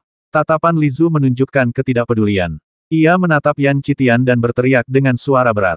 Menarik, 4 tahun lalu, Li Zu adalah anggota Sekte Yanyun, tetapi pada akhirnya, dia mengkhianati Sekte Yanyun. Benar, dulu, Li Zu dan Yan Qitian dikenal sebagai dua pahlawan pedang di kalangan generasi muda Sekte Yanyun. Karena itu, tak satu pun dari mereka pernah bertarung satu sama lain. Tapi sekarang, kedua pahlawan ini akan bertarung satu sama lain. Sungguh disayangkan. Apa yang perlu disesali siapapun yang punya sedikit pandangan ke depan pada dasarnya akan meninggalkan Sekte Yanyun. Hanya orang-orang bodoh ini yang bertahan di sini, dan mereka berpegang teguh pada sesuatu yang mustahil. Benar, mereka sebenarnya sedang menunggu Duan Tianlei. Haha, aku hampir tertawa terbahak-bahak. Jangankan Duan Tianlei akan kembali, kalaupun Duan Tianlei kembali, apa yang bisa dia lakukan dulu? Duan Tianlei hanyalah seorang master bela diri. Selama bertahun-tahun, zaman telah berubah. Dalam 100 tahun, yang lama telah tergantikan oleh yang baru. Dasar orang-orang bodoh. Mendengar diskusi di sekitarnya, Wei Hong merasa seluruh tubuhnya bergemuruh dan pikirannya seakan meledak. Ia tak menyangka akan menjadi harapan orang-orang ini. Jika ia tidak datang, Sekte Yanyun kemungkinan besar akan diusir dari Gunung Yanyun atau bahkan dihancurkan. Saat itu, Wei Hong sangat bersyukur. Untungnya saya tiba tepat waktu, untungnya. Wei Hong bergumam. Saat ini, ia sudah memutuskan untuk tidak menunjukkan belas kasihan lagi. Api yang berkobar telah memenuhi hatinya.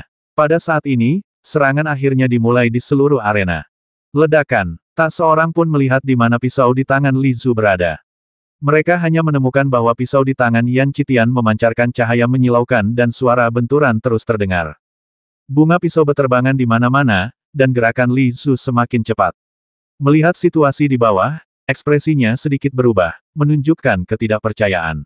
Konon, Li Zhu adalah seorang praktisi pisau terbang, dan pisau terbangnya bagaikan hantu dan secepat kilat. Reputasinya memang pantas. Benar, tak seorang pun bisa melihat bagaimana ia melempar pisaunya. Lagi pula, banyak orang tidak tahu berapa banyak pisau yang ia miliki. Tak seorang pun tahu kapan ia akan bergerak. Konon, kebanyakan orang yang pernah melihatnya melempar pisau telah meninggal. Aku juga pernah mendengarnya. 3 tahun lalu, seorang lelaki tua menampungnya, tetapi ia tak sengaja menyentuh pisau terbangnya. Coba tebak apa yang terjadi ke 10 anggota keluarga lelaki tua itu tewas. Ia pernah berkata bahwa bahkan calon istri dan putranya pun akan mati jika mereka ingin melihat pisau terbang itu. Oh, orang ini hanya orang gila. Wei Hong juga sangat terkejut ketika mendengar kata-kata ini. Namun, ia hanya bisa melihat garis lintasan pisau terbang itu. Ia tidak bisa melihat lintasan pisau terbang itu. Pada saat ini, situasi di lapangan berubah lagi. Ledakan, Yan Qitian tak lagi memberinya ruang, dan formasi pedang kembali menyebar. Saat formasi pedang itu muncul, Li Zhu langsung terkepung. Namun, Wei Hong melihat situasi Yan Qitian, menggelengkan kepalanya sedikit, dan sedikit kekhawatiran melintas di matanya. Meskipun Yan Qitian tampak menggunakan jurus-jurus mematikan di mana-mana, ia sebenarnya menyisakan ruang untuk bermanuver. Meskipun Li Zhu berada dalam posisi bertahan, ia terkadang menyerang tanpa menyisakan ruang untuk bermanuver. Selain itu, saya selalu merasa Li Zhu mungkin punya rencana cadangan. Wei Hong menatap Li Zhu yang berada dalam situasi tersulit, dan bergumam dalam hati. Saat itu, ia melihat Yan Qitian memuntahkan seteguk darah. Seluruh formasi tampak hidup, berputar kencang, dan pertahanan Li Zhu hancur total. Engah, engah, engah.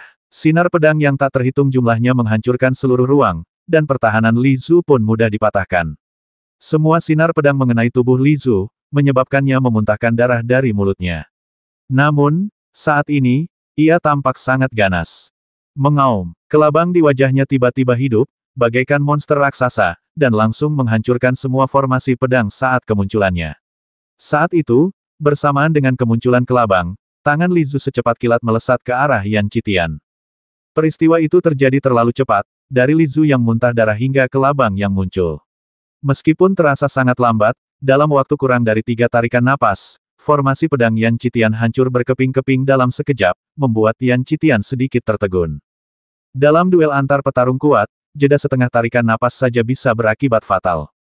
Oleh karena itu, ketika Yan Qitian tertegun, Li Zhu memanfaatkan kesempatan ini. Lipan raksasa itu seakan menelan Yan Qitian dalam sekali teguk, dan semua orang pun menyadari darah segar mengucur deras dari tubuh Yan Qitian. Oh sial, Wei Hong mengumpat dalam hati. Yan Qitian hampir selalu menahan diri, tetapi Li Zhu sama sekali tidak kenal ampun. Melihat situasi ini, Wei Hong sangat cemas. Duel antar pendekar pedang menunjukkan kekuatan jiwa yang luar biasa kuat. Wei Hong bahkan tidak bisa menyentuh jiwa Li Zhu dan kekuatan jiwa kelabang. Sudahlah, memikirkan hal ini, Wei Hong tiba-tiba menutup matanya, tetapi jiwa di tubuhnya tiba-tiba hancur dalam sekejap dan menyelimuti Yan Qitian. Niat membasmi yang dingin terpancar di mata Li Zhu. Ia harus membasmi Yan Qitian, betapapun baiknya Yan Qitian padanya. Semakin baik Yan Qitian padanya, semakin besar pula niat membasmi Li Zhu terhadap Yan Qitian. Yan Qitian memiliki penampilan yang tampan. Ketika ia masih di Sekte Yanyun, hampir semua orang bersedia bertanya tentang ilmu pedang Sekte Yanyun. Bahkan beberapa orang yang berlatih pisau terbang tidak mau bertanya pada diri sendiri, melainkan bertanya kepada Yan Qitian. Karena ada setengah kelabang di wajahnya, semua orang menghindarinya, dan kebaikan Yan Qitian kepadanya lebih tampak seperti sedekah, yang sama sekali tidak dibutuhkan Li Zhu. Aku ingin memberitahu dunia bahwa aku lebih baik darimu. Aku ingin semua orang yang memandang rendahku menyesalinya. Li Zhu tampak sangat garang, dan hatinya dipenuhi kegembiraan yang menyimpang. Ia tertawa terbahak-bahak, dan pisau terbang yang dibentuk oleh energi sejati di tangannya dengan cepat melesat ke arah Yan Qitian. Kali ini, ia yakin Yan Qitian pasti akan mati. Bagaimana itu mungkin? Ketika belasan pisau terbang tak kasat mata milik Li Zhu semuanya melesat ke arah Yan Qitian, raut wajahnya berubah tak percaya, karena pisau terbang yang tak terhitung jumlahnya benar-benar berhenti 3 meter dari Yan Qitian dan tidak dapat menembus sama sekali. Hancurkan itu untukku. Li Zhu meraung marah, dan pada saat yang sama, sosoknya dengan cepat menyerbu ke arah Yan Qitian.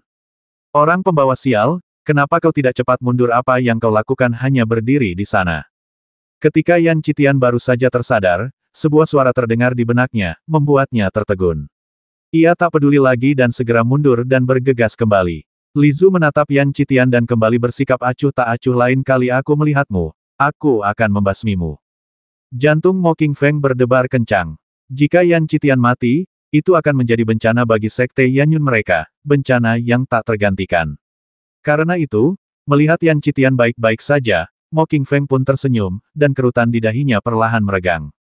Ia bahkan tertawa. Qitian, kapan kau mengembangkan kekuatan jiwamu hingga sekuat ini? Yan Qitian ingin mengatakan sesuatu, tetapi ia memutuskan untuk mengatakannya nanti, karena ia belum sepenuhnya pulih. Yan Qitian, yang baru saja rileks, menyemburkan seteguk darah. Melihat Yan Qitian seperti ini, Mo Qingfeng segera memberi isyarat kepada dua muridnya untuk membantunya turun. Pada saat ini, seorang pria berpakaian abu-abu di belakang Mo Qingfeng berkata dengan suara berat, "Master Sekte, sepertinya aku harus naik. Wu Ji, lakukanlah sesuai kemampuanmu. Kau adalah harapan seluruh sekte Yanyun kami. Jangan pernah membuat kesalahan." Mo Qingfeng menatap pria berbaju abu-abu di belakangnya dan berkata dengan sungguh-sungguh, "Guru, aku akan memberi orang-orang ini pelajaran, dan pertarungan ini tidak akan berhenti sampai mereka mati." Pria berbaju abu-abu, Duan Wu Ji, berteriak dengan suara berat saat ini dan melangkah maju. Kebaikan. Ketika melihat pria berbaju abu-abu di depannya, dengan mata yang berkilat bak binatang buas, terutama yang tampak berkilauan dengan cahaya bintang yang terang, Wei Hong menunjukkan sedikit rasa ngeri. Jika Wei Hong yang melakukannya, ia tak akan berani mengatakan bahwa ia bisa mengalahkan pria ini dengan mudah. Pantas saja para master lainnya tidak muncul. Aku khawatir mereka semua sedang menunggu orang ini. Wei Hong menggelengkan kepalanya sedikit dan bergumam. "Li Zu, kau bukan lawanku. Aku tidak ingin membasmimu. Sebaiknya kau mundur." Duan Wu Ji menatap Li Zu dengan dingin dan berkata dengan ringan, seolah-olah sedang membicarakan sesuatu yang sangat biasa, tetapi ekspresi Li Zu agak buruk. "Saya harap kamu selamat dari ini." Li Zu melirik Duan Wu Ji dengan dingin dan pergi diam-diam. Pada saat ini, mata Duan Wu Ji memancarkan tatapan haus darah, dan seluruh tubuhnya memancarkan kekuatan fisik yang mengerikan. Dengan suara gemuruh, ia meledakkan seluruh ruangan hanya dengan napasnya. Pada saat ini, ekspresi Duan Wu Ji menunjukkan ekspresi arogan siapa yang akan naik lebih dulu. Duan Wu Ji, aku selalu mendengar kau sombong dan lancang. Hari ini, biarkan aku melihat seberapa kuat dirimu." Pada saat ini, sebuah suara yang agak muram terdengar, dan sesosok tubuh muncul. Kulitnya seputih giok, dan begitu ia melangkah keluar, ia seakan mengguncang langit dan bumi. Terlebih lagi, bulan purnama yang besar terbentuk di atas kepalanya, menyinari tubuhnya, membuatnya tampak semakin tak tersentuh. "Ling Hui, jika kau ingin mati, aku akan mengabulkan keinginanmu." Duan Wu Ji menatap pemuda di depannya saat ini, dengan sedikit niat membasmi di sudut mulutnya, dan berkata dengan ringan.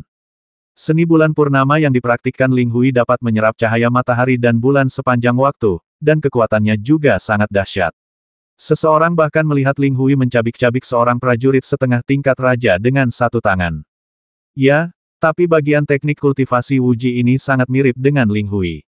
Dia mengolah pedang pengubah bintang, yang dapat memurnikan cahaya bintang dan memadatkannya menjadi energi pedang untuk digunakannya sendiri. Cahaya bintang melindungi tubuhnya, yang jauh lebih kuat daripada yang lain. Kali ini, akan sulit untuk menentukan pemenang di antara keduanya. Orang-orang di sekitar membicarakannya, dan di Sekte Wuxuan, murid-murid lain menatap Duan Wu Ji dengan tatapan bingung dan berkata, "Saudara Huang Fu, mengapa kau tidak maju dan melawannya? Bagaimana jika Ling Hui membasmi Duan Wu Ji? Bukankah sudah terlambat? Dalam 3 langkah, Ling Xing akan kalah." Melihat situasi di lapangan, pria berjubah brokat itu bahkan tidak menunjukkan sedikit pun minat dan menggelengkan kepalanya sedikit. Apa 3 jurus setelah mendengar apa yang dikatakan pria berjubah brokat itu, semua orang jelas tidak percaya. Lagi pula, Ling Hui dianggap jenius dari Sekte Wanyu. Bagaimana mungkin dia dikalahkan hanya dalam 3 jurus? Melihat ekspresi rekan-rekan juniornya, pria berjubah brokat itu menggelengkan kepalanya pelan dan tidak berkata apa-apa lagi. Karena mereka tidak percaya, percuma saja mereka bicara lagi. Baru setelah bertarung dengan Duan Wu Ji, mereka akan tahu betapa mengerikannya Duan Wu Ji. Dia seorang cabul tanpa kelemahan sama sekali. Jika mereka ingin mengalahkannya, mereka harus menghancurkannya dengan paksa dan menekannya. Kalau tidak, akan sulit untuk mendapatkan keuntungan. Haha, Duan Wu Ji, kau pikir kau siapa? Sombong sekali. Hari ini, Aku akan melepasmu. Ling Hui tertawa, dengan sedikit kesombongan di matanya. Ia menatap Duan Wuji. Wajah Ling Hui tiba-tiba berubah. Ia berteriak marah, dan bulan purnama di atas kepalanya tiba-tiba memancarkan cahaya yang menyilaukan. Ling Hui melangkah maju, dan tangannya tampak diselimuti cahaya bintang, meraih Duan Wuji. Desir, Duan Wuji menggelengkan kepalanya pelan, lalu mengulurkan tangannya untuk menangkapnya pelan-pelan. Begitu dia menangkapnya, seakan-akan dia telah menangkap semua bintang di langit, terutama gumpalan niat pedang yang hancur dalam sekejap, menghancurkan Ling Hui. Engah, serangan Ling Hui dengan mudah dipatahkan, dan saat dia hendak membalas, dia melihat Duan Wuji berteriak keras, dan tangan kirinya tampak membentuk badai yang tak terhitung jumlahnya dan tiba-tiba meraih Ling Hui. Dalam sekejap, pemandangan itu begitu dahsyat sehingga semua orang hampir tidak bisa membuka mata. Langit dan bumi berubah warna. Sosok Duan Wuji memancarkan aura mengerikan, seperti binatang buas yang menyerbu. Dalam sekejap, ia menangkap Ling Hui di tangannya. Momentum yang dahsyat, niat membasmi yang mengerikan, dan cahaya pedang yang menyilaukan membuat Ling Hui kehilangan akal sehatnya dalam sekejap dan menunjukkan kepengecutannya. Dalam sekejap mata, ia meraih senjata di tangannya, melihat ke kejauhan, dan melemparkannya dengan santai. Engah, seteguk darah menyembur keluar, dan kengerian di matanya tampaknya belum hilang, dan dia berteriak keras. Bagaimana mungkin dia bahkan tidak menerima satu pukulan pun dia langsung kalah begitu saja. Ya, dan sepertinya Ling Hui tidak berguna. Ada retakan di hati Daoku. Hampir tak berguna. Aduh, kasihan sekali Sekte Wanyu. Mereka dulu punya 2 orang jenius, tapi sekarang salah satunya lumpuh. Masih tersisa 1. Aku khawatir Sekte Wanyu tidak akan berani melawan yang satunya lagi. Banyak suara bergema, dan kemudian beberapa jenius Sekte sangat percaya diri, sehingga mereka melangkah maju, ingin bertarung dengan Duan Wuji. Namun, beberapa orang yang datang satu demi satu bahkan tidak menyentuh lengan baju Duan Wuji, dan langsung tercabik-cabik. Orang pembawa sial, bagaimana kita bisa melawan ini? Satu orang saja tidak akan bisa memusnahkan seluruh generasi muda sekte kita, kan? Lagi pula, kita di Sekte Wanyu tidak berani bertarung lagi. Menurutku, pertarungan sebesar itu tidak perlu. Akan jauh lebih mudah jika kita semua menyerang bersama dan menghancurkan Sekte Yanyun. Ya, kenapa tidak kita lakukan saja? Aku tidak percaya meskipun semua orang dari 10 sekte besar ada di sini, kita tetap tidak bisa menghancurkan Sekte Yanyun. Beberapa sekte kecil, seperti Sekte Wanyu dan Balai Wuxing, sedang menggertakkan gigi mereka saat ini, ingin menghancurkan Sekte Yanyun. Namun, Huang Lang tersenyum tipis dan berkata, "Wei Tua, sudah waktunya." Haha, ya, Pak Tua Huang, ada apa kau yang akan bertindak? Atau aku biarkan Huang Fugao yang bertindak? Seorang lelaki tua berjubah ungu juga tersenyum tipis, tampak sedikit tenang. Duan Wuji memang agak sulit dihadapi. Biarkan Zhao Xing melawannya dulu untuk menguras energinya, baru biarkan Huang Fugao bertindak, kata Huang Lang sambil berpikir sejenak dan tersenyum. Setelah tawa Huang Lang mereda, ia berkata ke belakang, "Silakan, Zhao Xing. Kau tidak harus menang, cukup habiskan saja beberapa dari mereka." "Tuan, tenang saja. Aku tahu batas kemampuanku. Mungkin agak sulit mengalahkan Duan Wuji, tapi tidak masalah jika aku membuang-buang energiku." Dari belakang Huang Lang, seorang pria berpakaian perang, berusia sekitar 25 atau 26 tahun, mengenakan baju zirah dan memegang pedang panjang, berjalan menuju Duan Wuji.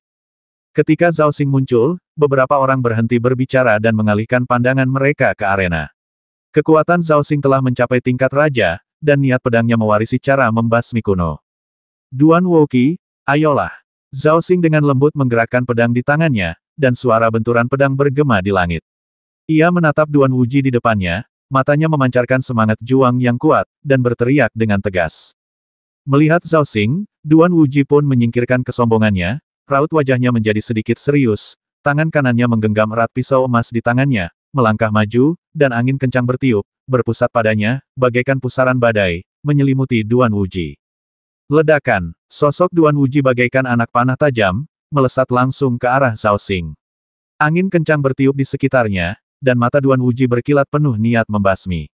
Begitu ia melangkah maju, ia bagaikan seekor harimau yang turun dari gunung. Sesosok monster ganas yang mengerumuninya tiba-tiba muncul dan meraung. Melihat serangan Duan Wuji, ekspresi Zhao Xing sedikit berubah, tetapi ia mundur selangkah dengan ringan. Sesaat setelah melangkah, pedang panjang di tangannya menari dengan lembut, dan saat menari, niat pedang di langit langsung terkondensasi dan memblokir serangan Duan Wuji. Ledakan, terjadi tabrakan yang mengerikan, dan aura pedang menyebar kemana-mana. Semua cahaya pedang Zhao Xing hancur berkeping-keping seperti kaca yang rapuh.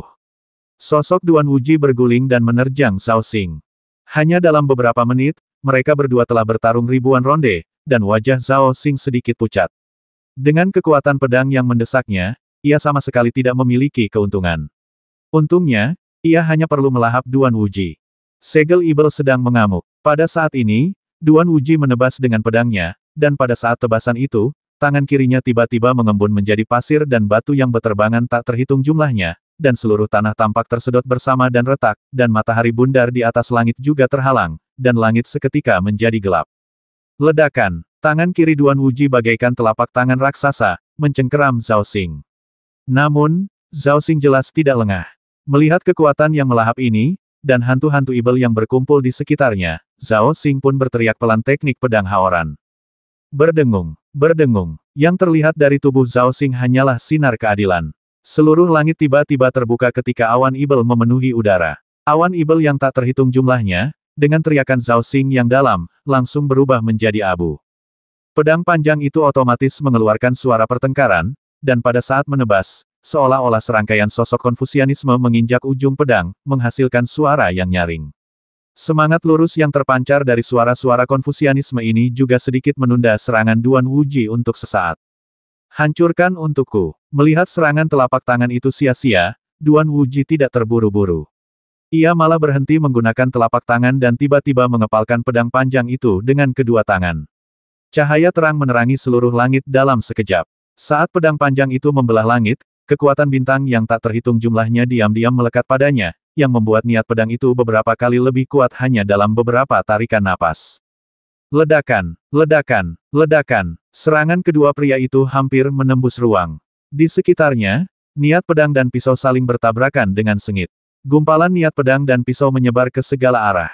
Tak seorang pun menduga ini, dan para penonton pun terkejut. Kultivasi tanpa batas ini memang dahsyat. Pantas saja ketika dia turun gunung, semua orang mengerumuninya, tapi dia berhasil lolos. Ya, ini mungkin orang terakhir dari Sekte Yanyun. Namun, meskipun dia terlalu kuat, dia tidak bisa dikalahkan dengan mudah oleh stasiun roda. Ya, apa kau tidak lihat Wu Xuanzong belum bergerak? Haha, kalau Zhao Xing kalah, aku punya firasat pasukan Wu Xuanzong akan segera muncul. Sayang sekali, ini adalah penghalang terakhir.